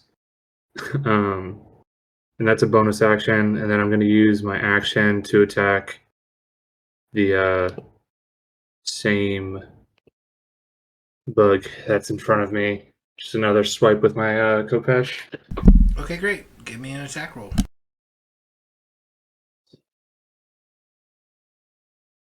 Ooh, 19 to hit. That'll hit. D8 plus 5. It's 10 damage. Nice. Yeah, you definitely give her a good thwack and cleave a good chunk of this chitinous armor right off of it. Oh, Jesus Christ. Sorry, that was probably loud. Yeah, that's my turn. All right, moving on down. Nope, that's the end of the turn. So we are going back up to the top of Renwick. You are just a bit off. The battle map is essentially the same. Not a whole lot of movement from the last one I dropped in there. So, you're up. What do you do? He will move back in and attempt to stab this thing. Like, it's taken a fair amount of hits. He's hoping to maybe finally break through the shell and end this shit. At least for this one. A natural 20. Holy shit. All right. Those miss. No, I'm just kidding. So 1d8 plus 6, that's 10 damage, so 20 total. That thing's still kicking. No, definitely not. Tell me how you take this big old chitinous snatching oversized mantis thing down. I imagine like he's pretty small, so I think he gets up under the creature and basically like runs underneath it and just drags his rapier across its stomach now that the shell's busted up and just almost like splits it in two from the front, just like filleting it.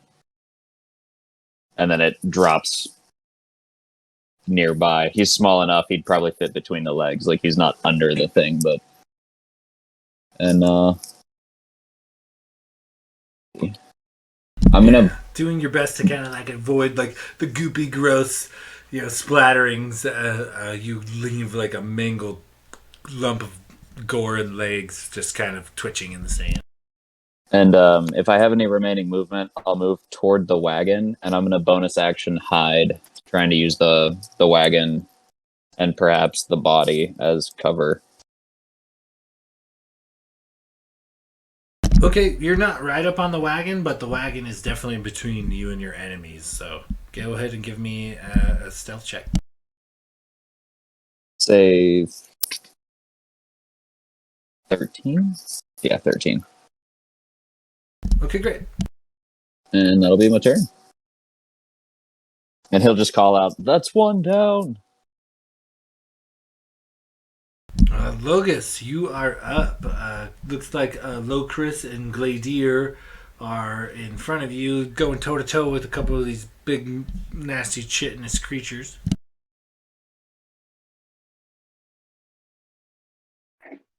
I'm gonna bonus action move my hunter's mark to the last one.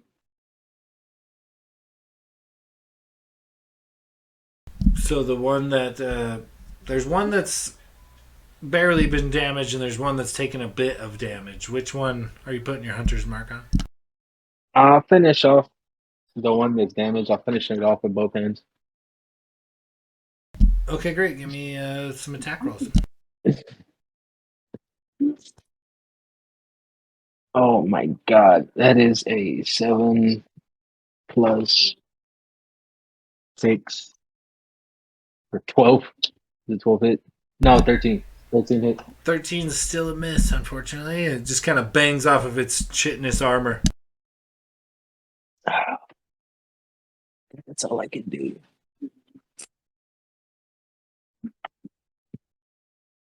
Yeah, I'm gonna get 1 attack per action. Yep.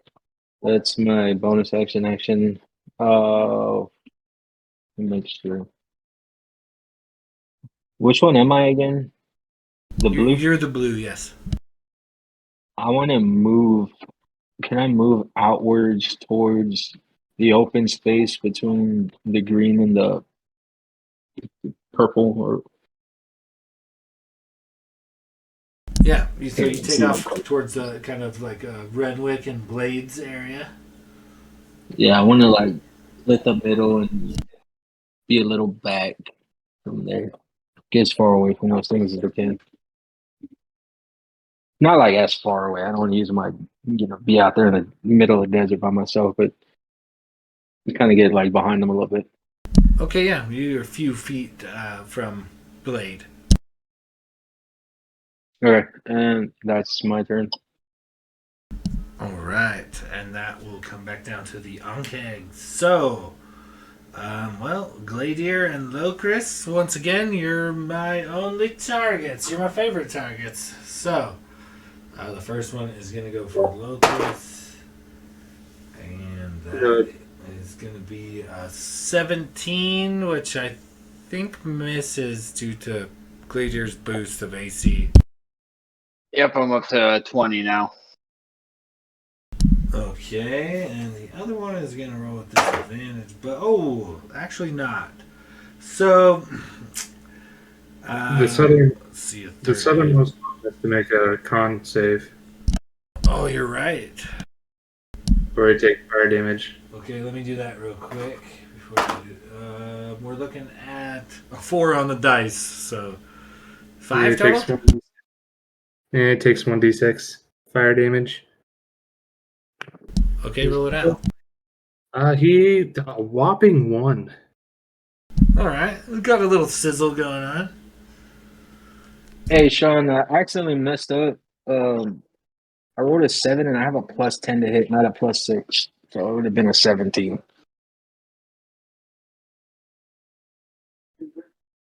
If you want to say, like, I fucked up by not paying attention, I told him. Yeah, we'll have to retcon that next time. Sorry. I don't know why I thought it was a plus 6 and I have a plus 10. I was over here throwing a fit because I missed. I didn't even catch that. I should have caught that when you Because said last round you will use your sharpshooter, which is a -5, so you just added 5 to your last roll and didn't think to change it back to a 10. That's probably what threw you off. Yeah, that's probably exactly what it was. So we can retcon that whenever we get a chance. Word. Okay, so let's see here. The Ankeg does take a little bit of fire damage from Gladier's spell, but I'm going to move him just a smidge on the map. Gladier and Locris, both of you guys give me dexterity saving throws.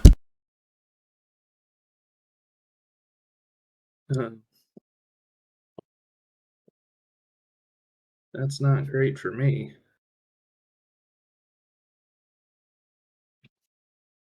No, that's a 5 for Gladier. So you take 9 acid damage, and Locris, you take 4 as this thing spews another wave of acid all over you, and mostly somewhat misses you guys and splashes on the cart kind of behind you, adding to its inevitable deterioration. Aside from that, it goes down to Blade. You're up.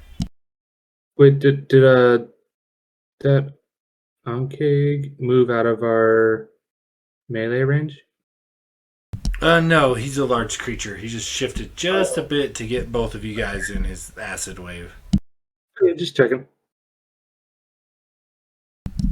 Blade, across the road on the other side of this, what's the remains of this wagon? A couple of these large creatures are chowing down, or trying to, on Gladier and Locris. All right. Once again, I'm going to stay put where I am for now, but I am actually. I'm sorry. Where did that other one shift to? Did he like kind of stay in the same spot, or did he just kind of? Yeah, he's essentially pretty much in the same spot. Okay. So I guess I'm going to stay put for now where I am. But once again, I am going to cast my Vicious Mockery on. I'm just going to keep picking on the same one. Okay, great. Let me throw down. That one is a natural 2, so I'm going to assume that's a fail. Yep, that's a fail, and he will take 3 points of damage. So 3 points of damage and disadvantage on the next attack.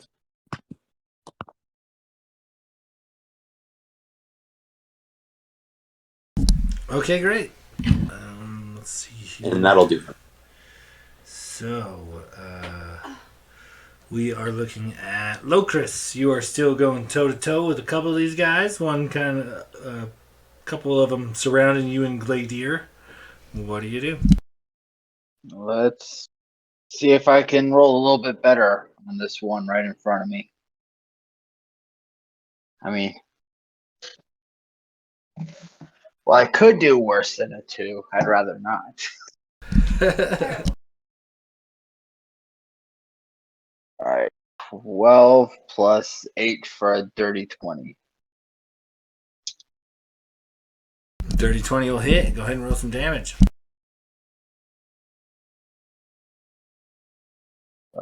6 plus 6 for 12 points of piercing damage. And then 2 points necrotic. So 14 total points. You bash him with your Morning Star, and it just kind of more splits and cracks kind of go through this big old carapace, and it screeches and cries out in pain, spewing like it's nasty green kind of goop everywhere, but still alive and in fighting position. All right, and I really don't have a bonus action, so that will end my turn. Okay, bottom of the round, that brings up Gladier. Locris just landed a pretty powerful blow on this creature. It seems to be kind of focusing on him at this point. What do you do? First off, I totally forgot. I took damage, so I need to make a con save to see if I hold Shield of Faith on Locris. Okay, great. Acid got me. So it just need to beat a 10 because it was only 9 points of damage. Oh no, are you kidding me? I rolled a 9. Alright, sorry Locris, you lose your +2 AC. Shiny sparkle just kind of fades away. Well, you rolled a 9. Did you add your Constitution modifier, or you rolled a 7 and that's with the +2? It rolled a 7 and I +2. Boo. If I literally just had to roll an 8 and I would have maintained concentration. But yeah, so that drops, but I'm assuming this one in front of me has got to be like on its last legs of life, so I'm just gonna take another swing at him with my Koopish. That's +7 to hit. You motherfucker. Well, that's a miss. Yeah, I missed. That's a 10. Yeah, once again, they're surprisingly agile for these big bulbous creatures. They bob and weave with like some weird insect-like, movement. It's creepy but effective. Alright, I still have a bonus action. But I don't have any. I don't want to use my bonus.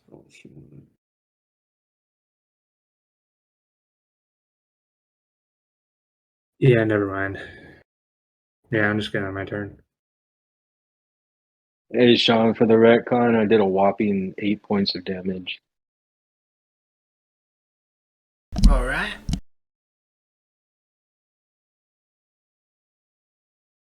Okay, so we are at the top of the round. Will be Renwick. You are up. So he is going to, I guess, head west enough to get a clear shot on the most western Ankeg. And as he switches over to his crossbow, he's going to call out and be like, "Grab what you can off the cart before it dissolves. I'm better dealing damage than I am hauling hauling crates." And he'll take a shot with his crossbow. Okay, great. Give me an attack roll. 18. That'll hit. I rolled a 1 for damage. 6 damage. And he will, if I have any movement remaining, I'll shift back behind the cart and bonus action hide again.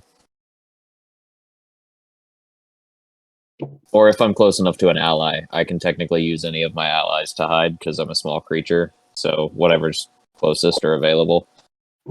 Okay, Blade is like right next to you, so you could definitely. Perfect. I'm gonna hide behind Blade, and that's a 26. All right, perfect. Did I get sneak attack on that because I did stealth the turn before behind the wagon? Unfortunately, these guys have a thing called tremor sense within 60 feet. So Yep, that figures. Fair enough. The stealth was kind of null and void, unless you tried to hide like on the wagon. You might have been able to get away with it, but can I climb Blade's back? Redundant, but possible. But that'll be my turn. I'll just fit behind him after that shot, and yeah.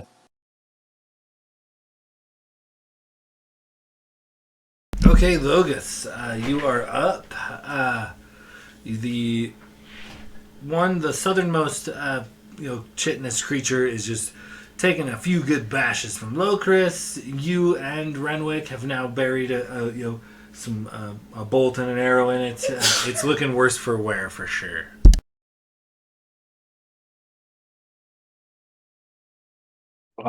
So this time I am going to use my sharpshooter feat. Take -5 for +10. And that is a 15 on the die for a total of 20. Dirty 20. That'll hit. Go ahead and tell me how you take this thing down. I don't think you can not kill it. I just find like a soft spot in its armor, like right when the armor like kind of into its side, and you just see an arrow just right into its soft meat, punctures the heart, so this thing can just drop to the floor. And that was the one in front of Locris. Gladier. That was the one in front of Gladier.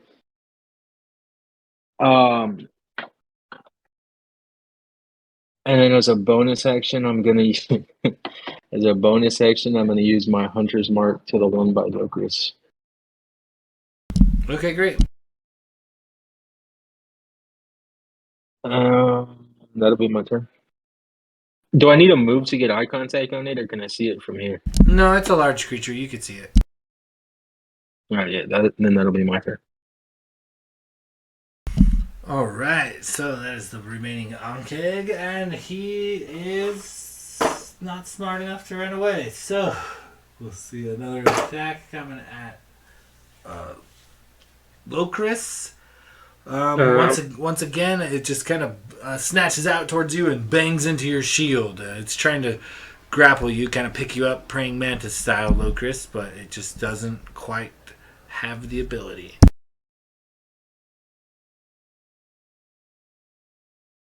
And we're moving on down to Blade. You are up.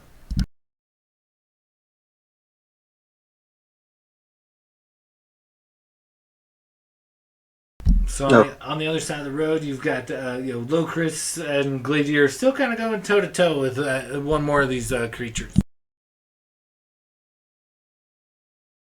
All right. Just gonna be boring on this one. I'm just like, once again, I'm gonna go Vicious Mockery. Playing it safe. Do it to it. Let me get a roll in here. 11. Okay, so disadvantage on the next attack if it gets one, and son of a bitch, that fell off the table. Second dice fell off the table as well. That's awesome. 4 damage.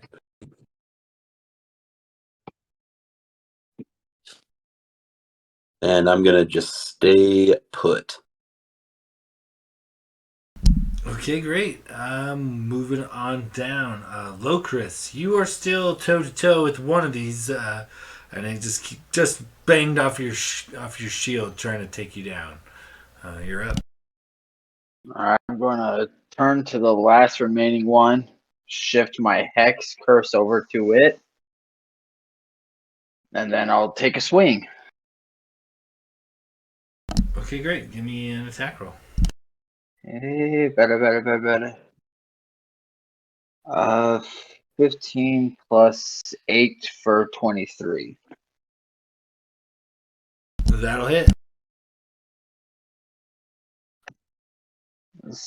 6 plus 6 for 12 piercing damage, plus 1 point necrotic for 13 total.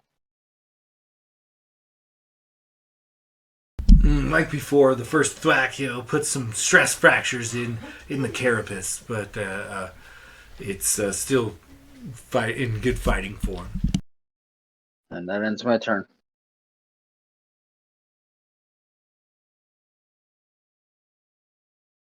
All right, moving on down is Gladier at the bottom of the order. You are just about a 5-foot step away from this beast that it's trying to maw your buddy Locris.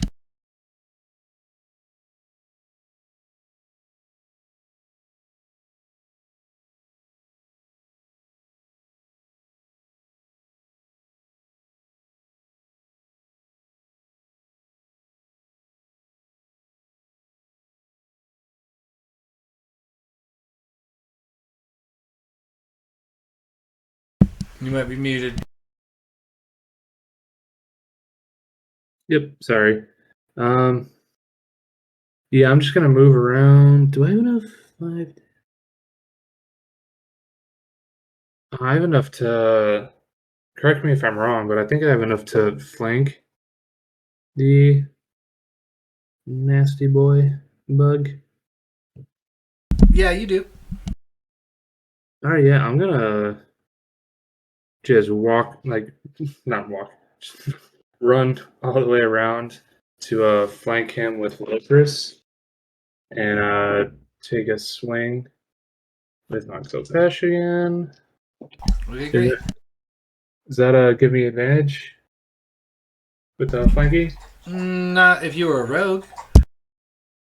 Oh, is that just a rogue thing? Yeah. Oh, shucks. Unless you get like some kind of I mean, you changed your path. Is that like Yeah. a special ability or something? No, I thought it was just a general thing, but I could be wrong. It's a 14 to hit. That's the magic number. Alright. Well, that's not good. Not bad. 7 slashing damage. And don't really have any bonus actions I want to do, so I think that's going to be my turn. Okay, brings us back to the top of the round. Renwick, you're kind of standing behind Blade, and across the street on the other side of the remains of this wagon are Gladier and Locris going toe to toe with this giant insect. Would you let me argue the case that if I don't move, it can't sense me and take a shot to try to get sneak attack? Oh wait, you know what? He's in melee range with Gladiator, so I'll just shift south to get a clear shot, and I should have advantage on the attack because he's within 5 feet of one of my allies. Okay, yeah, you move down a couple feet to get a clear shot. Go ahead and give me an attack with advantage. First one, 13. Second one is an actual 13 for a dirty 20. So 1d8 plus 5. Fucking 1 again. 6 damage.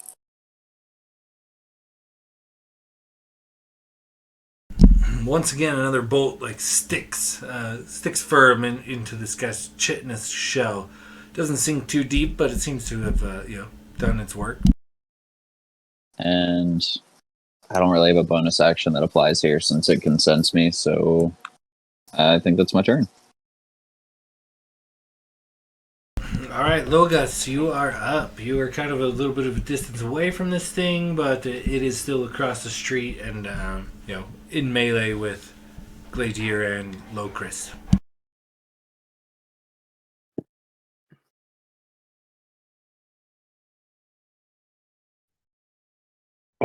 I will. I think, did I move my hunter's mark up already? Yeah, he's already hunter's marked. Then I'll attack.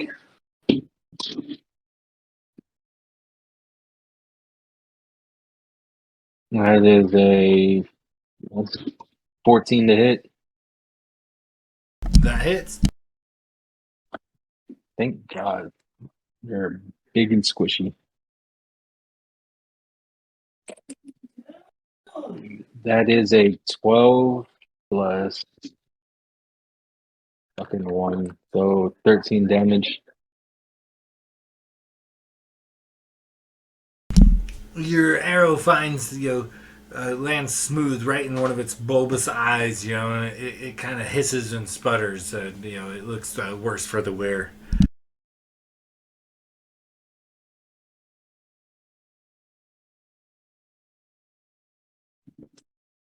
I think, yep, that's it. That's my turn. I love it. I love you too. That's my turn.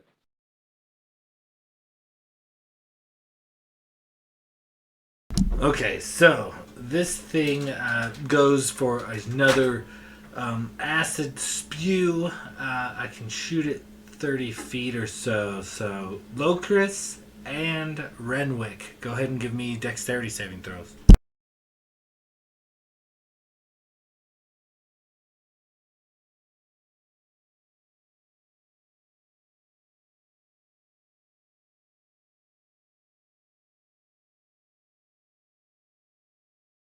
Oh, that's a 2 for a 9.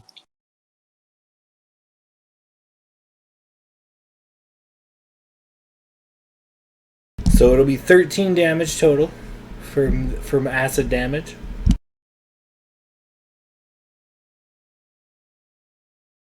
to each of you.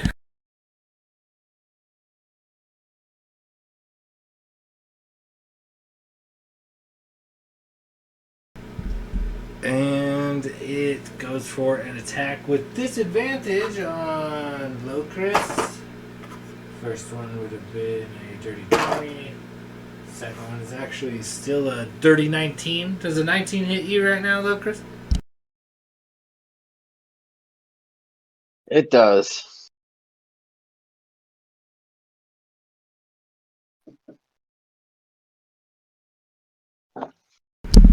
Okay, so as it kind of it finally finds purchase, it just kind of snatches you up, much like a praying mantis would, like a grasshopper or something.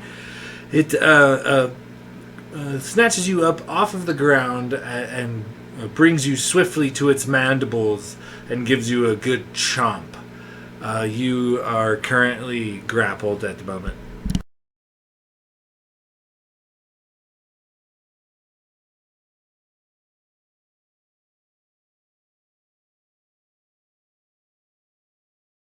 You take a total of 10 piercing damage and an additional 6 acid damage as its maw kind of drips acid all about onto you. All right.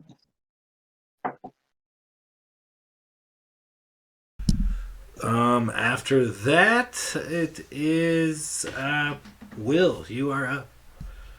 Still battling just on the other side of the road is Locris and Gladier and this giant insectoid. Okay. Can I take like a perception check just to see how this thing's looking? Yeah, go ahead and give me, we'll say, a insight check.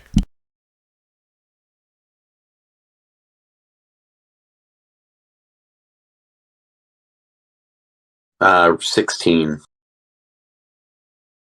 It's looking pretty rough. It's got a bolt and an arrow or two sticking out of it. It's taken multiple thorough smacks from Locris, and yeah, he's definitely, it's bleeding profusely. Doesn't look to be the healthiest of specimens.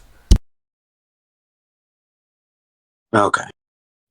I am. If I take a shot at it with my crossbow, it's going to be at disadvantage if it's got Locris.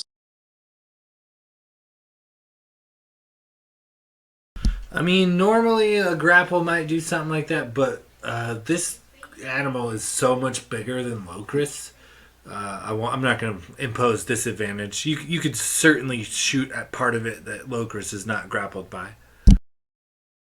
Okay. So I think I'm going to do just that. I'm going to just kind of whip out my crossbow and take a blast at it. Okay, great. Give me an attack roll.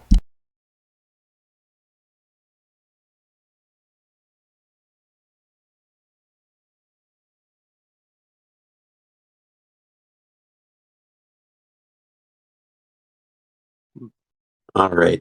18 to hit.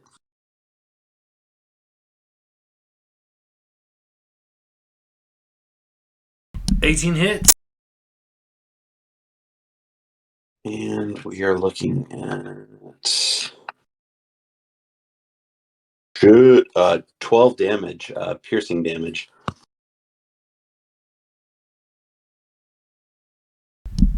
Tell me how you take this guy down with a final bolt. So I can imagine he just kind of whips his crossbow out and just doesn't even really say a word. He just takes a crack at it, maybe, shoots one of his legs, and then just seeing him kind of fall and drop Locris. It's just kind of like, it wasn't so hard, was it? Kind of a pushover.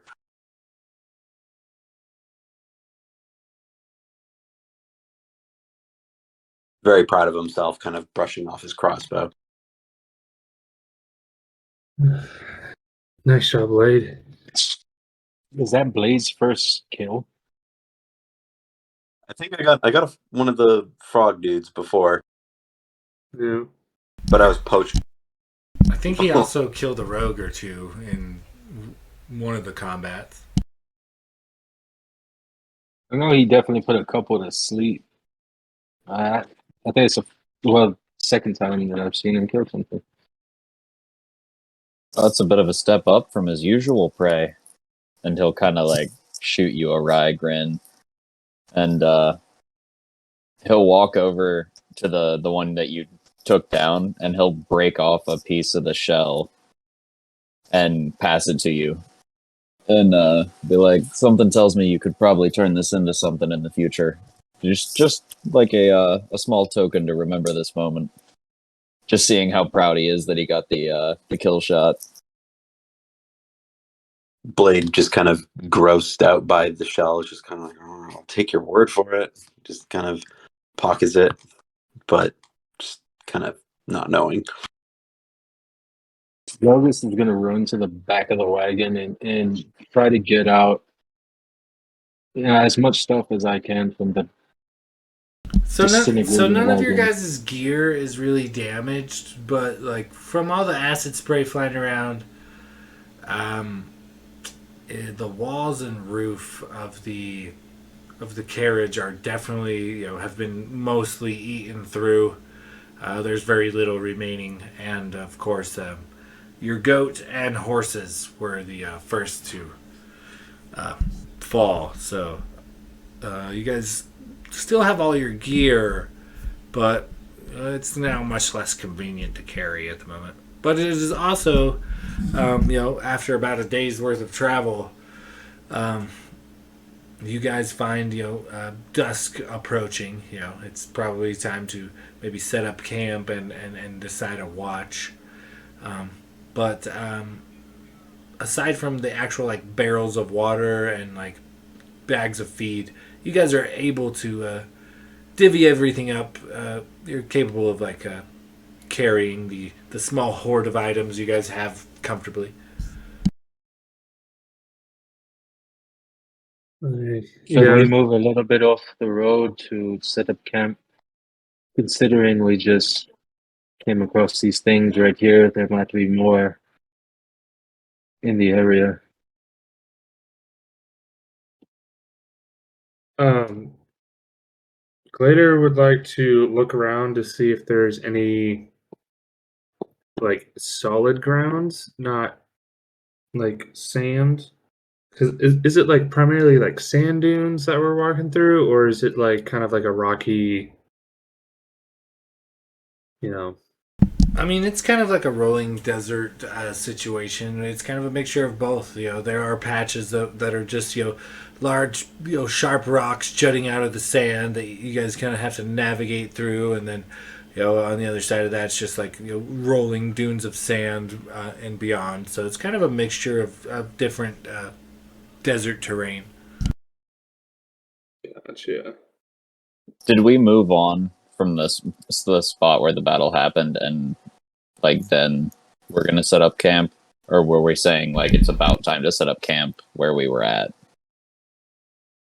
The battle probably concluded, a good ways from Hotma, so we'll say that it probably took place, pretty roughly a day's travel. So you guys traveled for a majority of the day, and now it is evening. So if you guys want to move camp away from your the battlefield or whatever, you can. But for the most part, yeah, you've got 3 large dead insects bleeding out in the sand.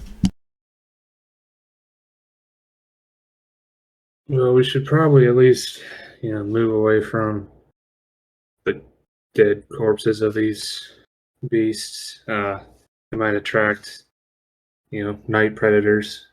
Once the sun goes down, we don't probably want to be too close to them once that happens. Oh, that's pretty fair. The desert gets cold at night, though, and I don't know about you, but we could slice open these horses and climb inside. Like the internal temperature of a tauntaun, like lukewarm. Yeah, it might also be good food, save our rations if clean the horses and have some fresh meat tonight. That's probably a much better idea. And he'll go and just I guess try to like carve off a nice flank off of Well, one as of I the see horses. Renwick going, I'm gonna please, my friend, allow me to grow up slaughtering animals and carving their meat. He'll look over and be like, "Get your own horse," and he'll pull out his masterwork dagger and, like, as a like point of pride, he's gonna try to do it himself. I'm gonna go to So- another horse and try it. Wait, are you I'm cutting off a guessing- flank of the monster you killed or the horse? The horse. I want to take like a nice chunk of horse leg for dinner if we're gonna set up camp. Okay, give me like I don't even know, like a survival check to kind of carve up a decent roast. That is a 5. I'm gonna go to another horse and I'm gonna try to like fillet the meat, get some nice like chunks for some steaks and stuff. Okay, you give me a survival check as well. Renwick, you managed to get meat off of this horse, but it's more like chunks and slices, and you're not you weren't a butcher in your previous life, that's for sure. I rolled a 22. I like to think that you get like, so Renwick, you've got like some pretty jagged cuts, and lumps of horse meat that you pull off that'll be suitable for to maybe put on a stick and roast over the fire. And you look over and Logos has several perfectly fine filleted strips of meat. They're all about a foot in length and the perfect thickness, a couple of inches, and they're all proportioned well.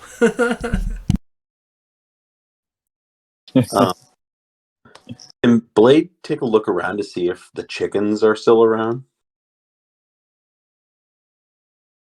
Go ahead and give me a luck check. Just roll me a raw d20.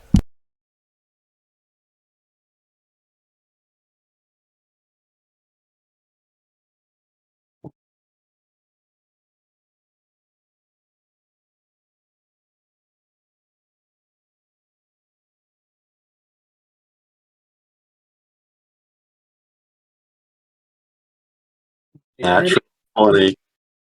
Yeah. Amongst all your goods in the partially decomposed wagon, I guess, are the 2 squawking chickens in the cages. I can't play the lute for shit, but I can fucking find chickens. Is there any like knowledge check that we could roll to know if there's any part of these creatures that might be worth anything? Ooh, that's a good question. Go ahead and give me like what would that be, like a knowledge? I mean, they're monsters, so we'll say, fuck, I don't know, Arcana? Or, no. that'd be Well, more also for- nature. We could say nature, yeah. Let's do like a knowledge nature. That's a 6. I know it's a bug. I was gonna jump in on that as well because I was curious about that. Just letting everyone else do their thing. So I'm gonna. Yeah, go ahead. Oh, that's also a 6. Literally the same roll.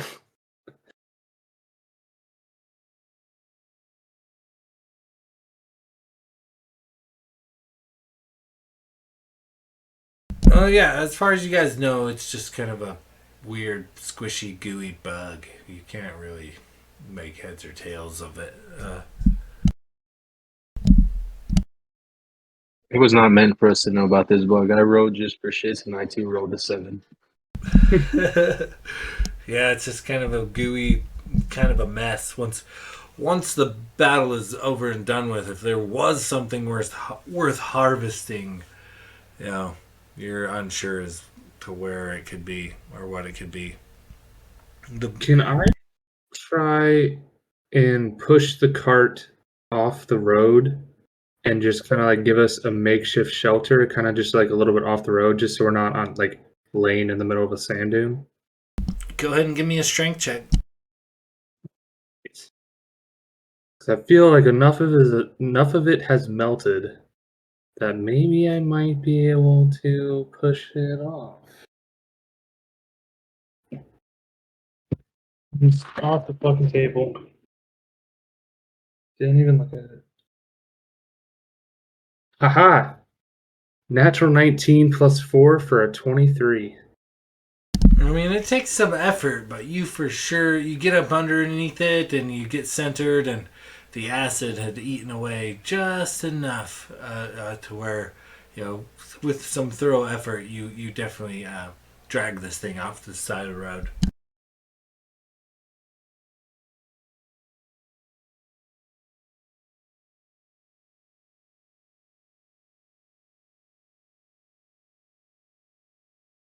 All right.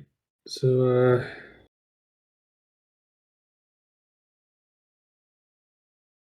boys, should probably, get a fire going and, maybe cook some of this, horse meat. Renwick, you did it. Yours is good too. We might just put yours in a stew or something. You'll see what you're mistaking it for is two different styles of cooking. You see, the cut that I took is specifically for kebabs, and that's a local delicacy.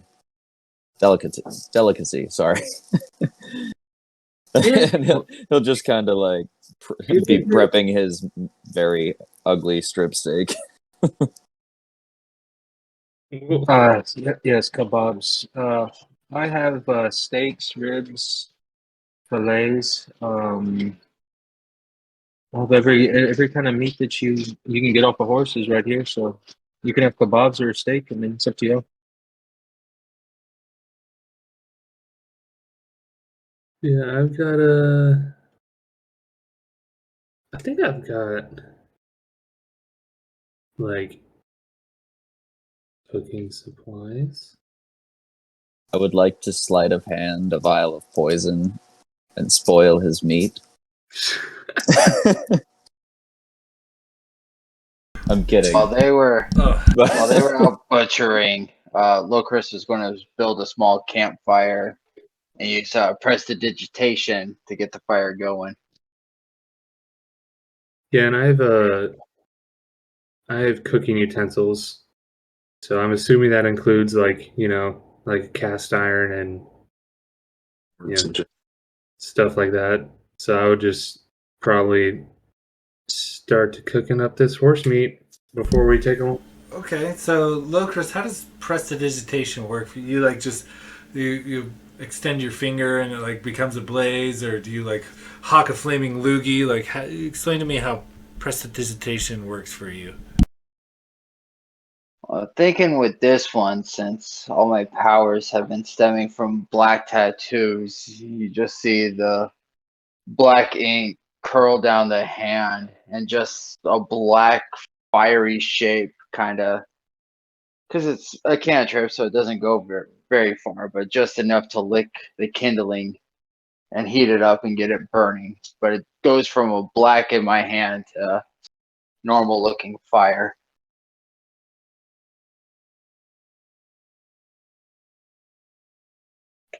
Perfect. Okay, so fire gets built. The sun's just kind of disappearing over the horizon. It's still kind of got a glow in the sky. Is there anything you guys need to do prior to like maybe setting up some watches or anything? How well do we cook the meat over the fire? I'm gonna say, Let's roll for performance. yeah. Give me a performance check. I mean, I guess you could argue survival too, because we're cooking over an open fire. Or it could be straight dexterity.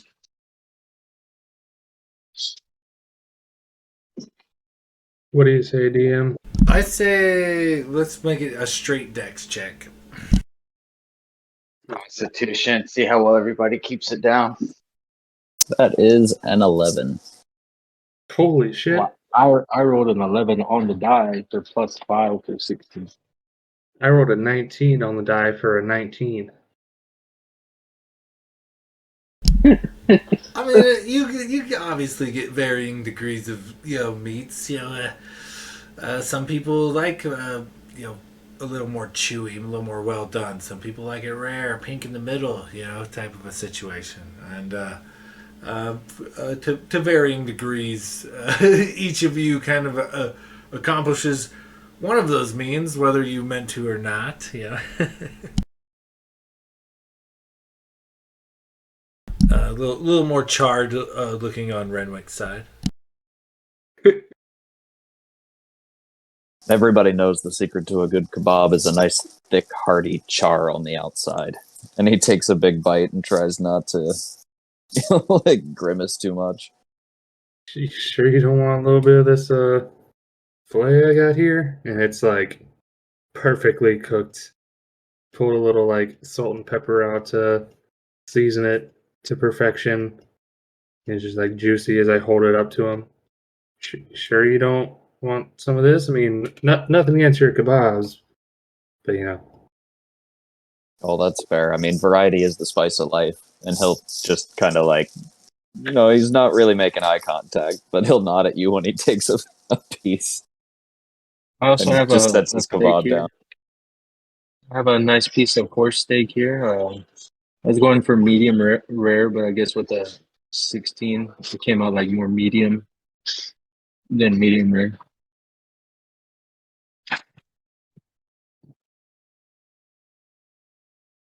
Right, So, like Gladiator being from the desert was like the only one to realize to grab a little sage and rub it on the meat, so that's why his just tastes better.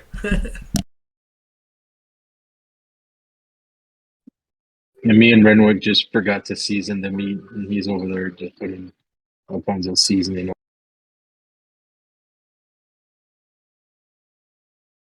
all right, well, I wouldn't mind taking the first watch if you guys want to lay down and get some rest.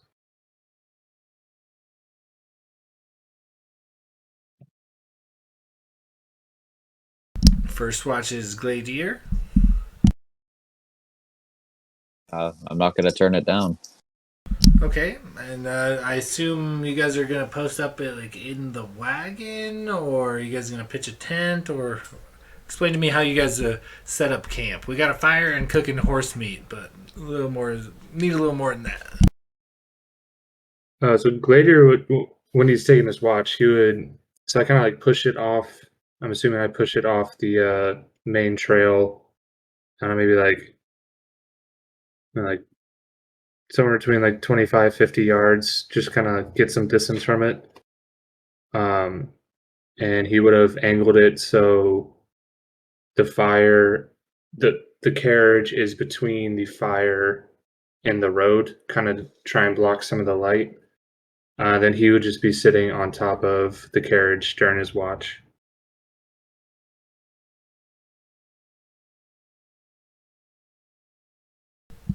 Okay.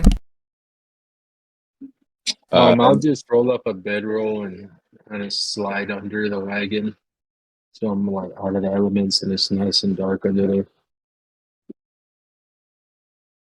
Renwick's just going to stretch out, I guess, in the bed of the wagon. And I don't know, maybe like he's pretty small, so I feel like he could maybe get under one of the benches. I feel like after being attacked by giant bugs, he wants as much cover as he can get. And he's pretty tiny, so he's going to try to shimmy underneath and kind of cozy up. Yeah, Brucey had a big trunk under one of the benches you guys moved out, so it's perfect spot for a halfling.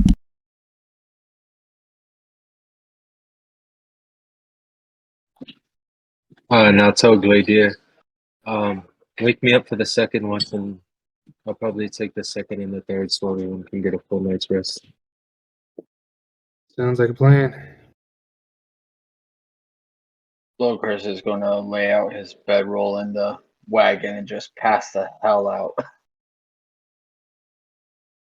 Still sizzling a little bit from acid.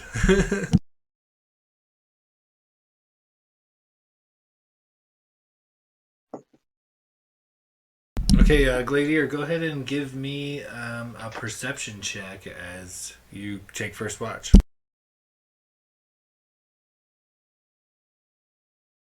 Not good, not bad. That is a 14. Kind of right there in the middle there. For the most part, your watch is uneventful. You don't see anything or hear anything out of the ordinary. Standard desert critters, skitter here or howl in the night, but for the most part, it's uneventful. Yeah, no, I just hop down and you know shake Logus's foot from underneath the carriage. All right, I need to get some rest. If you don't mind taking the second watch.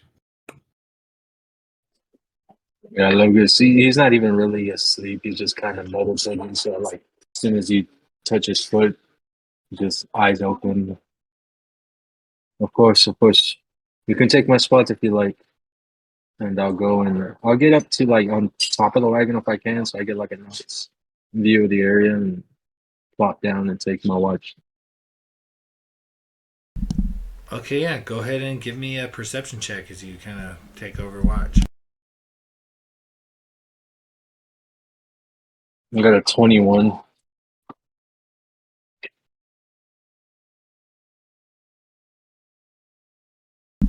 So you notice with the 21, like off in the distance, and kind of being a ranger, you'd be able to identify it, but you definitely see like the shine of eyeballs deep into the night, and you're not 100% on what type of predators are around, but it could be like a pack of wolves or a pack of coyotes or something. Some sort of pack predator is definitely on the perimeter of your guys' camp, and you get the distinct feeling that you're being watched, and maybe not anything super dangerous as of yet, but maybe keeping the fire burning high is not such a bad idea. Do we have wood that I can add to the fire? How far away are they? Do I get the sense that they're just kind of watching us, or are they trying to move in on us? Give me a nature check.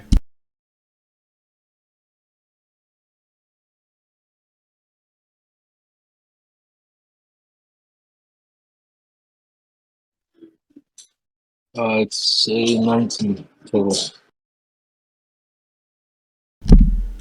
You would know that there are a lot of there's a few different predators in the desert, but also some of those predators are also scavengers, and that you guys kind of being in close-ish proximity to a couple of like freshly butchered horses and big squished gooey bugs, creatures are probably naturally going to be curious and come check it out. Particularly, scavengers or predators.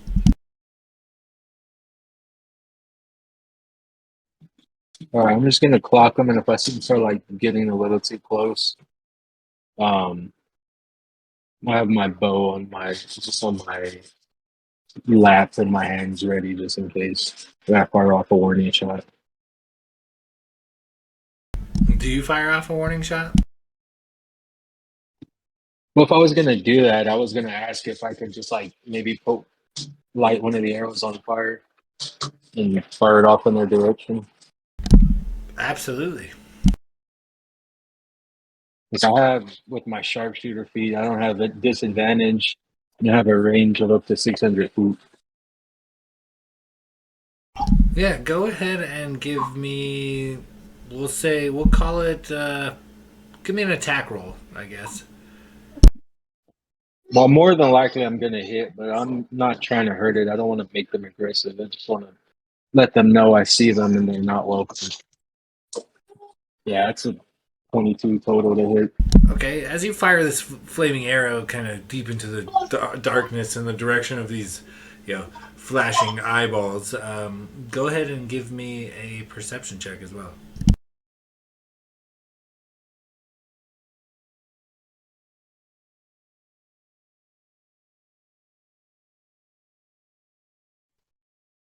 That's a 14 total. So you don't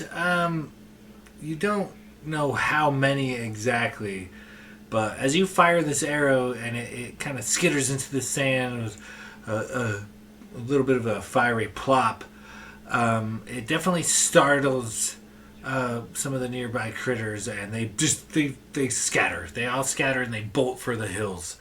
And you're not certain how many there were, but you're positive you identified at least a small pack of hyenas trying to close in on the recently carved up corpses.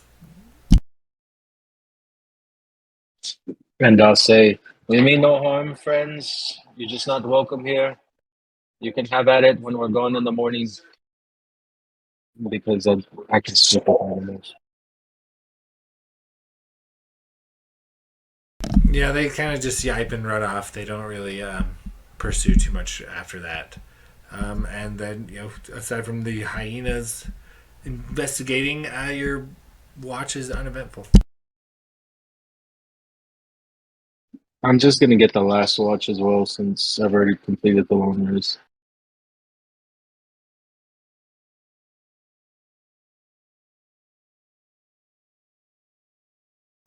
Okay, great. Give me another perception check.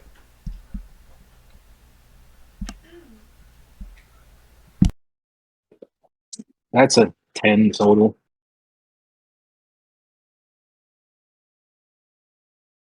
Yeah, just kind of a clear, starry night. Nothing too crazy. Um, standard animals coming and going. And then, the sun does begin to rise the next morning. And with that, the adventuring party.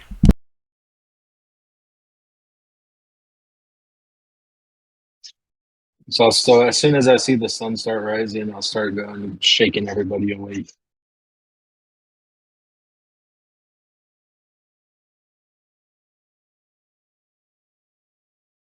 Okay, yeah, you rouse the camp. You guys have lost a bit of travel convenience, but you're not too bad to head off on foot. I don't think, anyway. Is there anything you guys need to do before you'd like to head off on your daily adventure? I know I wanted to gather as many water skins as I can find in the wagon and make sure they're all filled up. Yeah, I want to fill mine back up too. Yeah, we 100% fill up water skins with the because we're probably not going to be able to carry those barrels of water. So just find all the water skins and fill them up as much as we can. Okay, great. Yeah, you guys top off all your water skins. You kind of getting prepped up for your venture. What's going to be the marching order for you guys' venture? You think, like, who's taking point, who's taking back? What's happening in between? As the ranger, I'd imagine I take the lead in guiding the group through this. I think Renwick would probably be behind Logus because he can help navigate.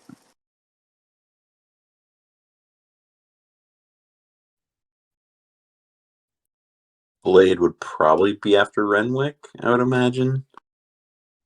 Or maybe probably behind Gladier, actually, now that I think about it. Well, I mean, we don't have to be single file. I mean, I was gonna say Gladier can be kind of up by me as I'm navigating. He can kind of be up there in case we need to meet shield. Yeah, I guess Renwick would be right next to you then, which has to look pretty funny considering you're a tall, lanky half elf and I'm about 3 feet tall. You can ride on my shoulders. I mean, you could. I mean, you can't really see over the sand dunes.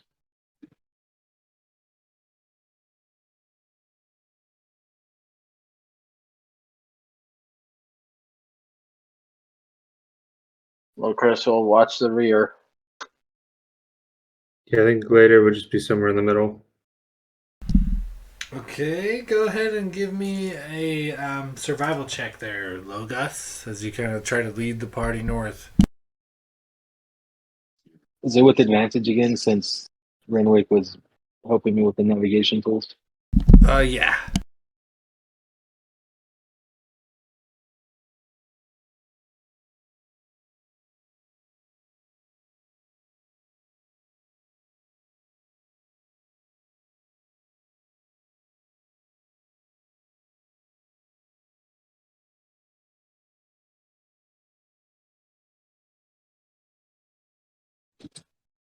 I got another 19 on my Sora, which last time I got a 19, we got ambushed by secondary engines. That was just to keep you on track to make sure you're not getting lost, to see how much water you guys are actually expending. So, as you guys kind of travel throughout the day, you consume water. So, I need everybody to make a Constitution saving throw. And if you consume 2 water skins in your inventory from full to empty, you can make this save with advantage.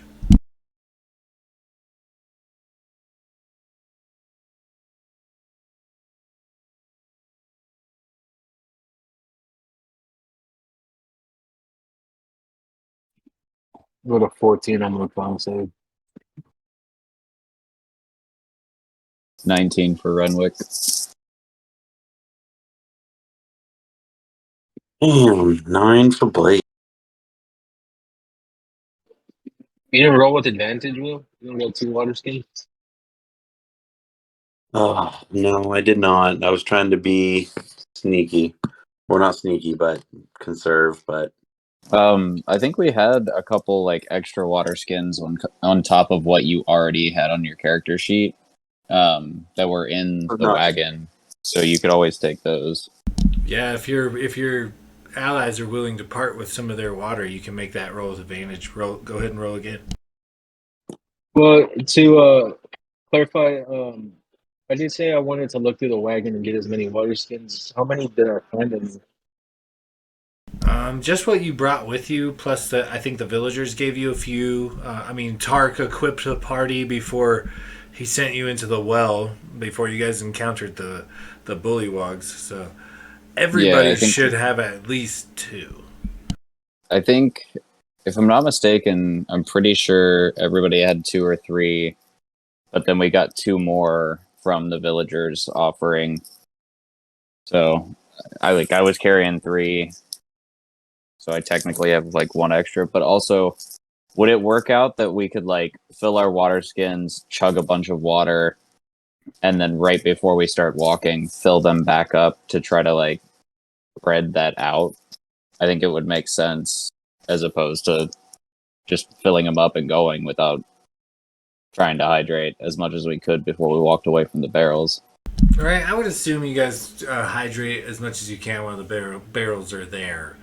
But you as freshly hydrated, you won't actually need to break into your water skin reserve until you start the day's march. So.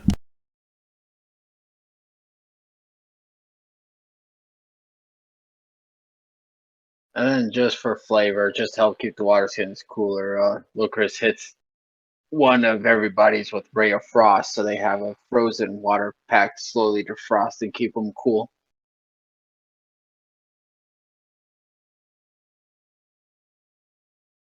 A cool, refreshing, crisp drink in the middle of this arid, hot, sun beaten down landscape, and it's quite refreshing. Reminds me of the pouch from the water boy. He's blessed by an Eskimo priest or somewhere.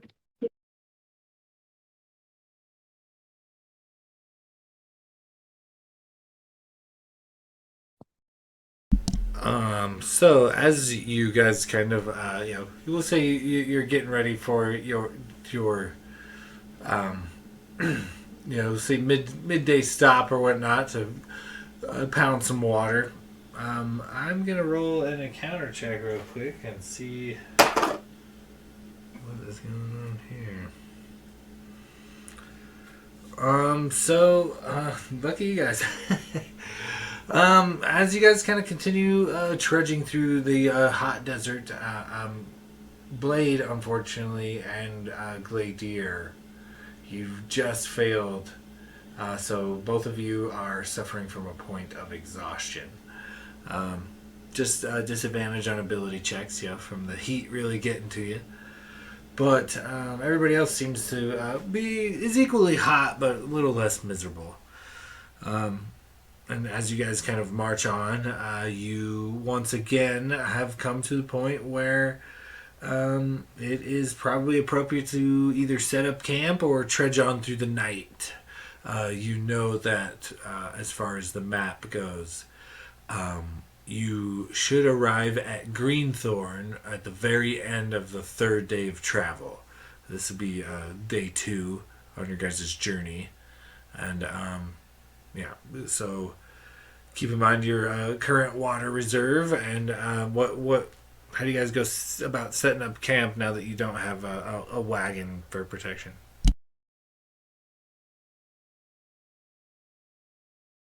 Question. In the notes, I have the closest town being Agringthron. Did I copy that down wrong, or is Agringthon between us and the Greenthorn place? I think that might have been copied wrong. Okay, The so city we're north heading- of Hatma is Greenthorn, and it's Okay. a few days travel through the desert. Gotcha, and that's the ranching community, right?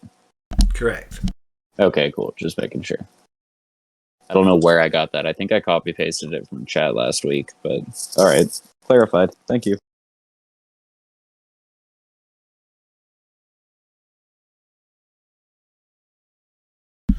Right. So as you tell me how you guys kind of set up camp on the second night. I assume you guys are going to keep the watch kind of the same and whatnot, but fire, no fire. You guys throwing out a bedroll under the stars? Do you guys have tents?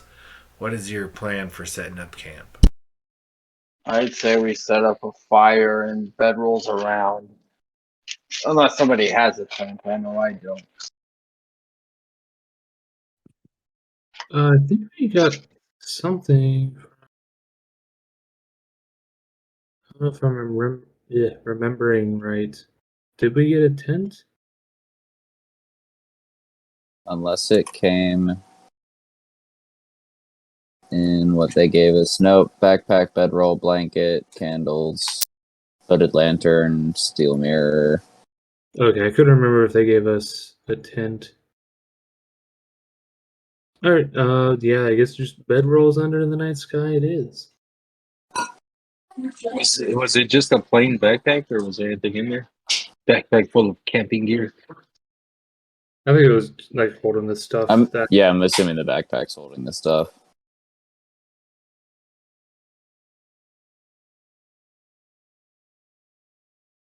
Okay, so as you guys kind of post up and get ready to camp for the evening, just point out that the party does have a couple of unidentified potions and spell scrolls. So Oh yeah, at that point. Oh yeah. Yeah, before everyone went to bed, Glader would have pulled out the package from Kava. As they're all sitting around the fire eating their rations and everything. Kava gave this to me right before I left, and she wanted me to pass it out to spread the wealth with all of you. So I've got some of the spell scrolls here. I don't know exactly what they do. I can be sure that 3 of them are of decent power, nothing too crazy, and then one of the scrolls is slightly less powerful, but sure equally useful to someone. And then a healing potion as well. So not sure who all needs what. I mean, side note, Alex speaking. Can spell scrolls can't be used by people who don't use magic, right? Like you have to be a caster in order to use a scroll. I No, mean, thankful. typically, you might be able to pull it off with if you're like a fighter character or a barbarian character, I'd make it like a super high Arcana check. But if they pulled it off, then perhaps. But for the most part, you have to have some knowledge of magic to use spell scrolls. But that's a lot of classes. So I feel like Renwick, you might get the least use out of these scrolls. No offense.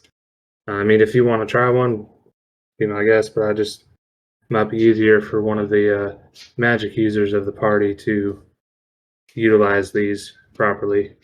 But yeah, that's up to the group. What do y'all think? Well, have I we think- checked to see what exactly the scrolls are? Like, did we roll Arcana to get the level of the spell scroll, or if they are specific scrolls, like specific spells? I mean, we're going to give them to whoever can cast them. I'm just curious as to what exactly they are. When he rolled Arcana, he just asked like what the power of, or I gave him the level of the scrolls. So one scroll is like that of a cantrip, and the other three are first level.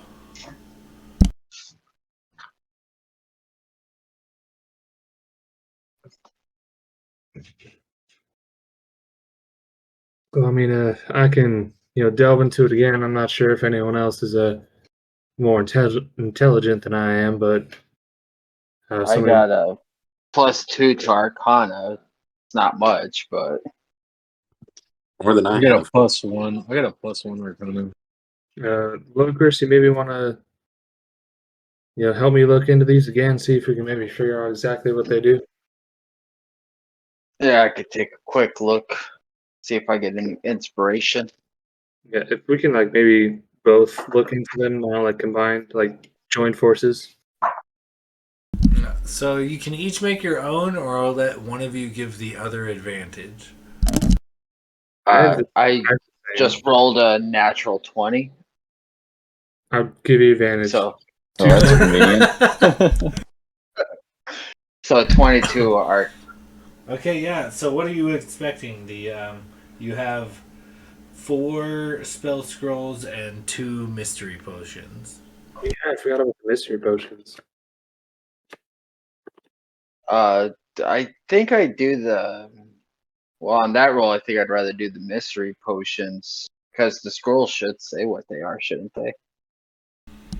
So as you kind of fool around with these two, you can definitely feel like the arcane energy coming off of these viscous vials of liquid.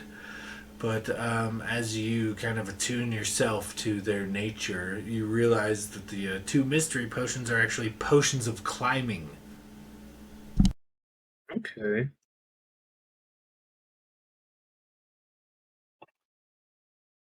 I won't hold anything back with a nat 20.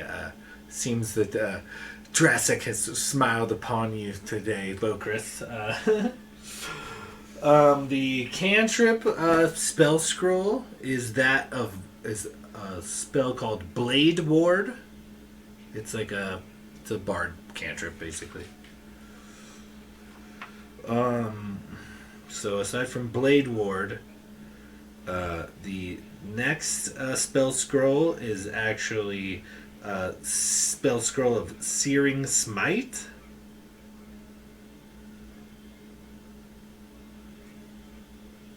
The another spell scroll is Fog Cloud.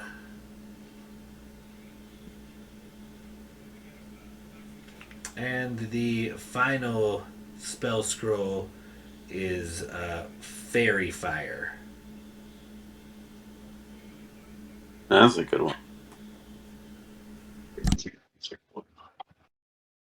It's like we can each have a chance to have a spell that the other has.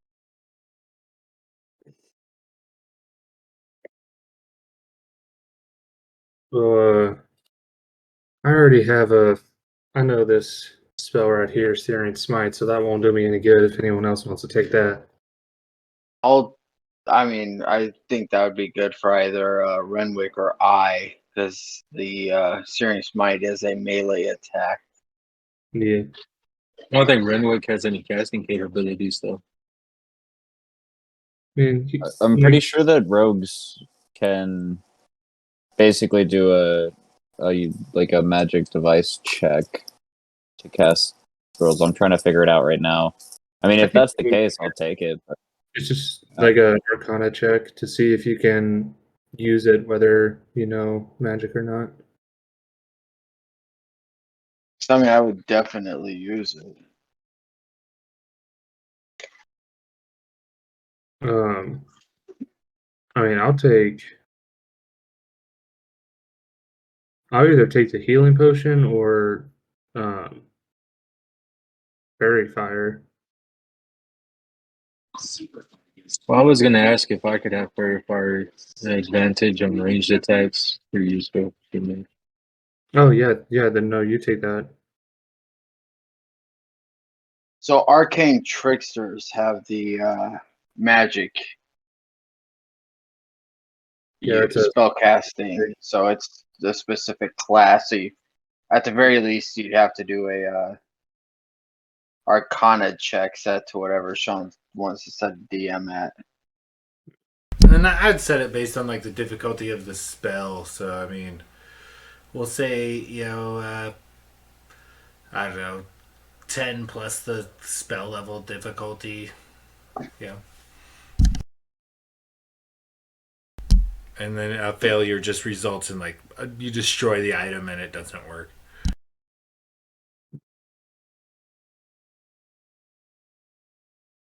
So what do you think, Renwick? Do you want to roll the dice on it, or do I just take it to use it? in all honesty, I don't know that I'll ever use a full action just to add a d6 to It's a my next bonus attack. action. Oh, is it for spell scrolls?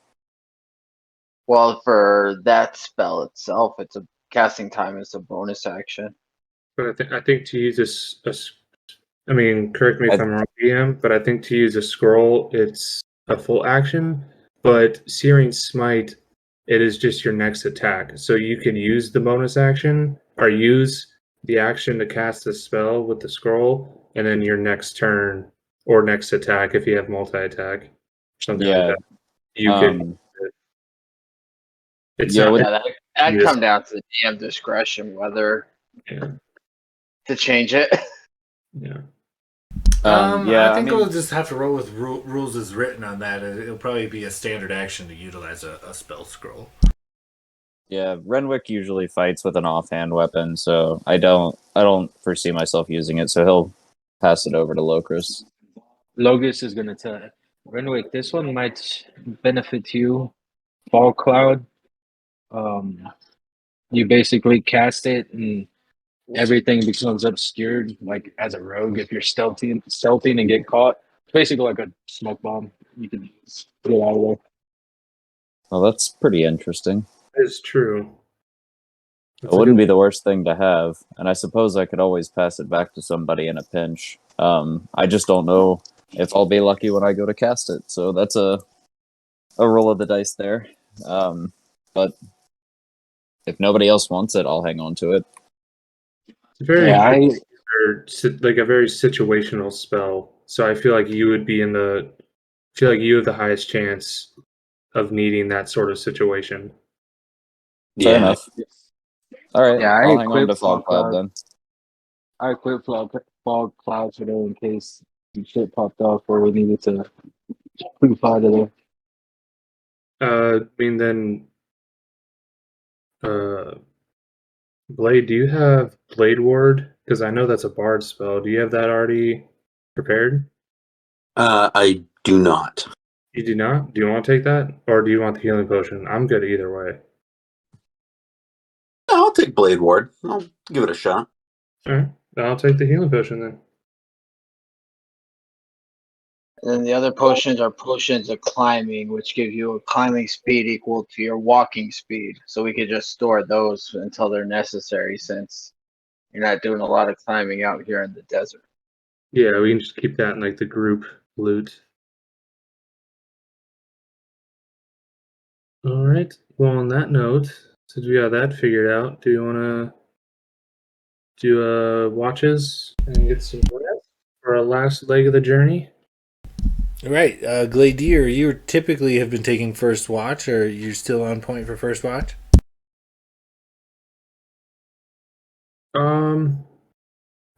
Actually, Logus, do you want to take first watch? Because I'm feeling pretty exhausted, and I don't think I'll be able to watch very well until I get a long rest. But I can take the last watch.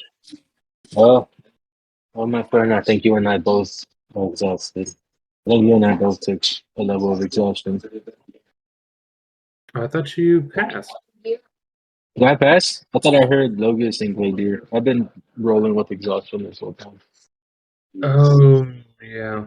Because I think I only rolled a 13. Yeah, it was not a very high, but it was 14 for the con save. So you and Gladier both. I'll Okay. take first watch so you guys could get some rest. Okay. Yeah, I can still take last watch. Same with Blade. He can take last as well. Well, I'm gonna be resting. I only need 4 hours to rest, so I guess we'll all be up for the last. Okay, so Locris is taking first watch solo. Go ahead and give me a perception check, Locris.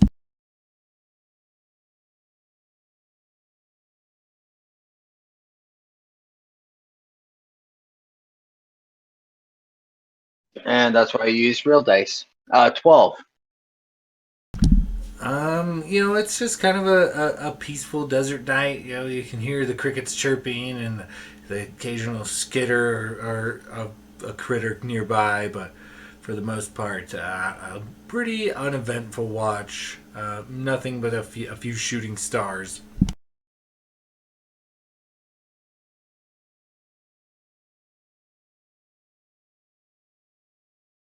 After about 4 hours, Locris will go wake up Logus or bring him out of his meditation state. Since that counts as a full rest for him. Yeah, it's quiet out there. Yeah. Don't worry, friend. I'll keep watch while you get some rest.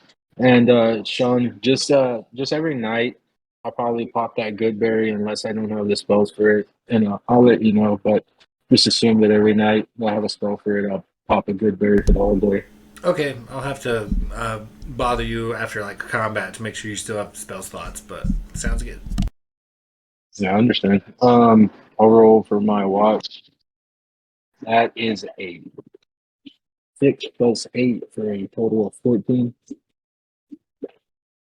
So I mean, it's a pretty mellow desert night. It actually kind of gets cool, almost downright, chillingly so, when the moon comes up. And aside from the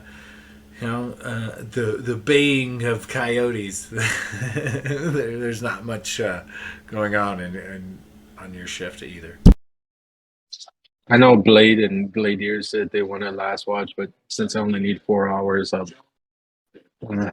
they could probably use the sleep, especially Gladier. He had a rough day. I'll just take last watch.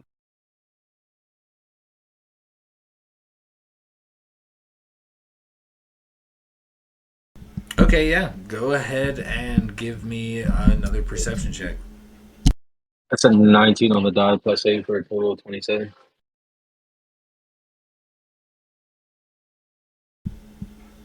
27, is that what you said? Yes.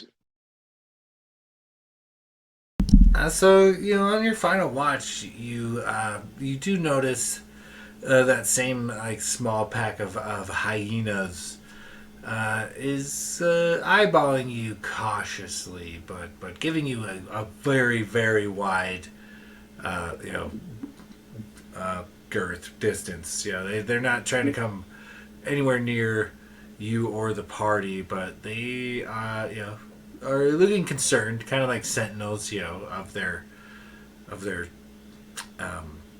pack or whatnot, keeping an eye on potential enemies. But yeah, they're for sure watching you from a distance. Can I tell if this is the same pack I heard a warning sweater? Give me a nature check.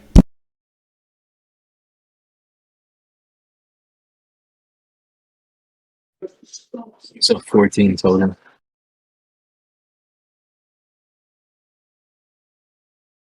You're not sure. Possibly the same species, but the exact same pack. You're not sure. And how far are they from us? Are they within 600 feet? Oh yeah, they're maybe 400 or 500 feet away. Yeah, giving you a good, giving you a bit of distance, but still curious as to what's going on. All right. Well, I'll just maintain the watch and um, clock them and keep an eye on them for the rest of my watch. If they start moving in, I'll do some. Okay, yeah. Dawn slowly approaches, and the hyenas don't ever actually try to break camp or anything, but they were curiously, taking note of you guys' like camp and position and whatnot. But with the coming rays of sun, they slink back off to their dens.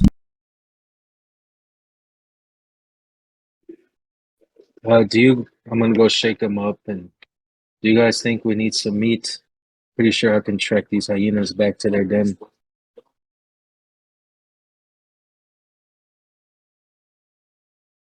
I don't know.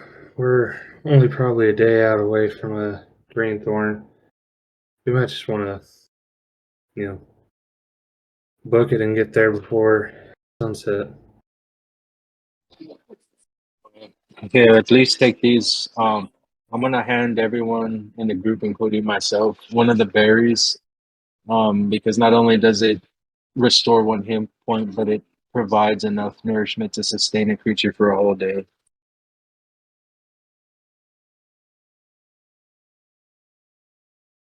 Perfect. So I'll like wake everyone up and just flick a little berry in their mouth as they're waking up. Rude. Renwick gags and chokes a little bit, but swallows it. Wouldn't be the first time. I assume Blade doesn't gag at all. Logan's like, man, fuck this, I see. No gag reflex on this guy. He swallows the good berry and spits the stem out, tied.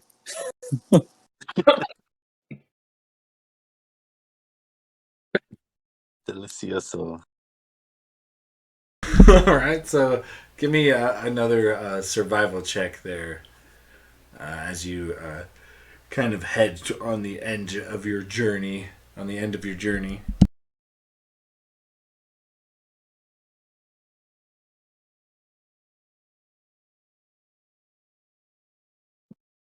Oofta. I assume we took the same thing. Renwick needed me. I got a dirty 20. 11 for Glader.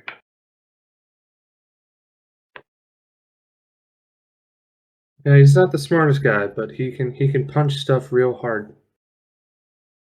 And heal. So you don't really have any trouble, using the sun to navigate your way through the desert. It is unbearably hot once again, and as the desert sun beats down upon you, wandering dusty travelers, go ahead and give me Constitution saving throws. Once again, if you have a couple of water skins, you can make the roll with advantage. Just mark them off as empty. If not, you got to make a straight roll. As a ranger, do you think it's possible that maybe on the way that I could maybe try to look for a water source, maybe like a cactus or something, like a creek or something going by? Yeah, go ahead and give me a nature check. Goddamn nature, man! I was hoping it's survival. Oh, that is a 17 total. Keep forgetting nature's only one. I'll say that you definitely find some fauna or flora. I mean that it's just a weird kind of cactus with like a weird flower or two, and it's not so spiny, but you do kind of cut into it, and you find that it is pleasantly plump and juicy, kind of similar to your good berries. But I will say with that kind of a roll, you can you yourself find enough to benefit from, but not quite enough to bring back to the group. So you could make your Constitution save with advantage.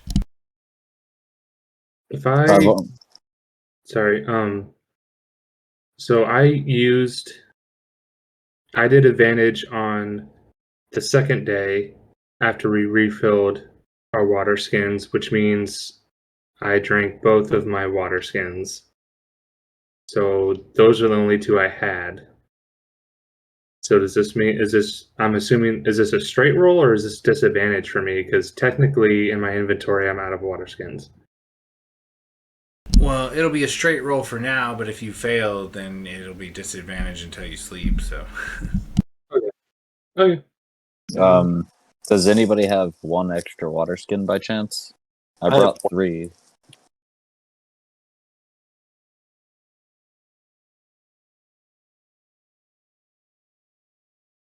Will, did you say you have an extra? I'm down to my last one, but yes, I do have one. Shit. We have the same con modifier, don't we? But you use more ability checks. So here, you take my last water skin and get advantage on this. And I will just do a straight roll. Okay. Ho ho ho! I got a 20.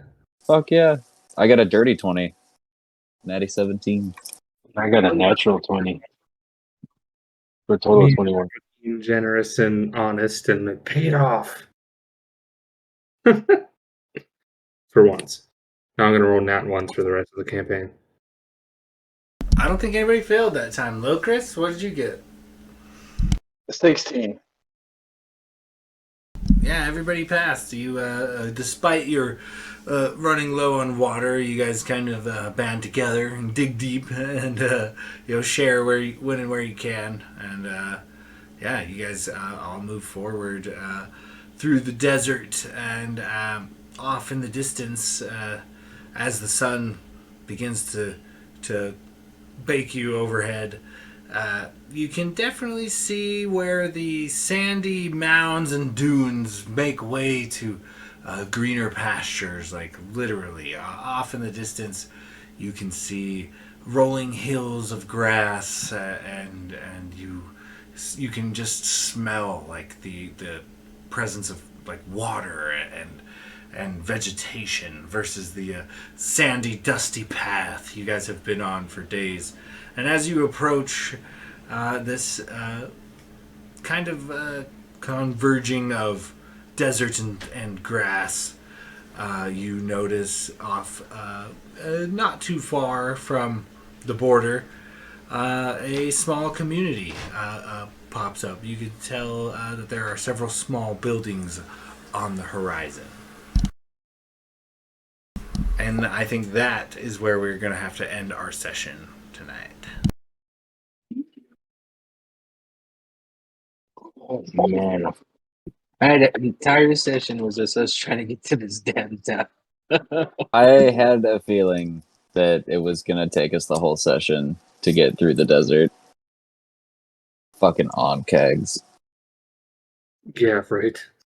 Just Those killed people- the horses and the goat in one turn and started dissolving our wagon. Like, how fucking unfortunate. On the first day. Yeah, Cool. they just would not go down. They were. I straight did motherfuckers. 33 points in one round, and it barely took that thing out. And that was with damage from runway. Those things were beefy as hell. They really were. Jeez. We moved through that combat pretty quick, though, I will say. Yeah, it was solid. I kept missing a lot. Like I only landed like 2 strikes and then a few acid blasts here and there. But I think Locris got the worst of it. But I don't think I really did a whole lot of damage to anybody else. Yeah, I mean, I got hit. I mean, technically speaking, I was about half health. I was a little over half health from 2 hits, but I dodged one of the acids, so that helped a lot.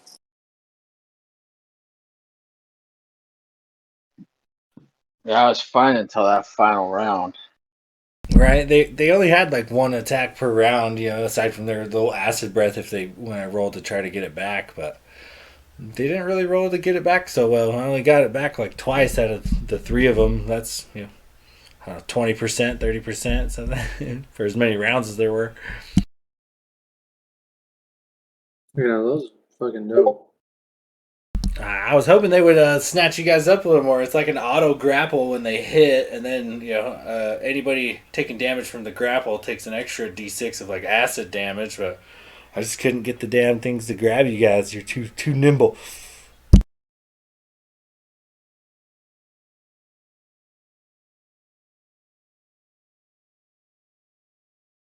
All right. Well, anyways, guys, I'm gonna have to run out of here real quick. Keep in touch with me on the socials and whatnot, and I'll see you guys next week. Hell yeah. Alright. All right. Sounds good. All right. Bye, guys. Have a good night. Was this a level up session? Definitely not. Definitely not. You gotta get used to level 4 for a while. You'll be here for at least 3 sessions, maybe 4, depending on the party. Sounds good. Yeah, sounds good, man. A lot of fun, Sean.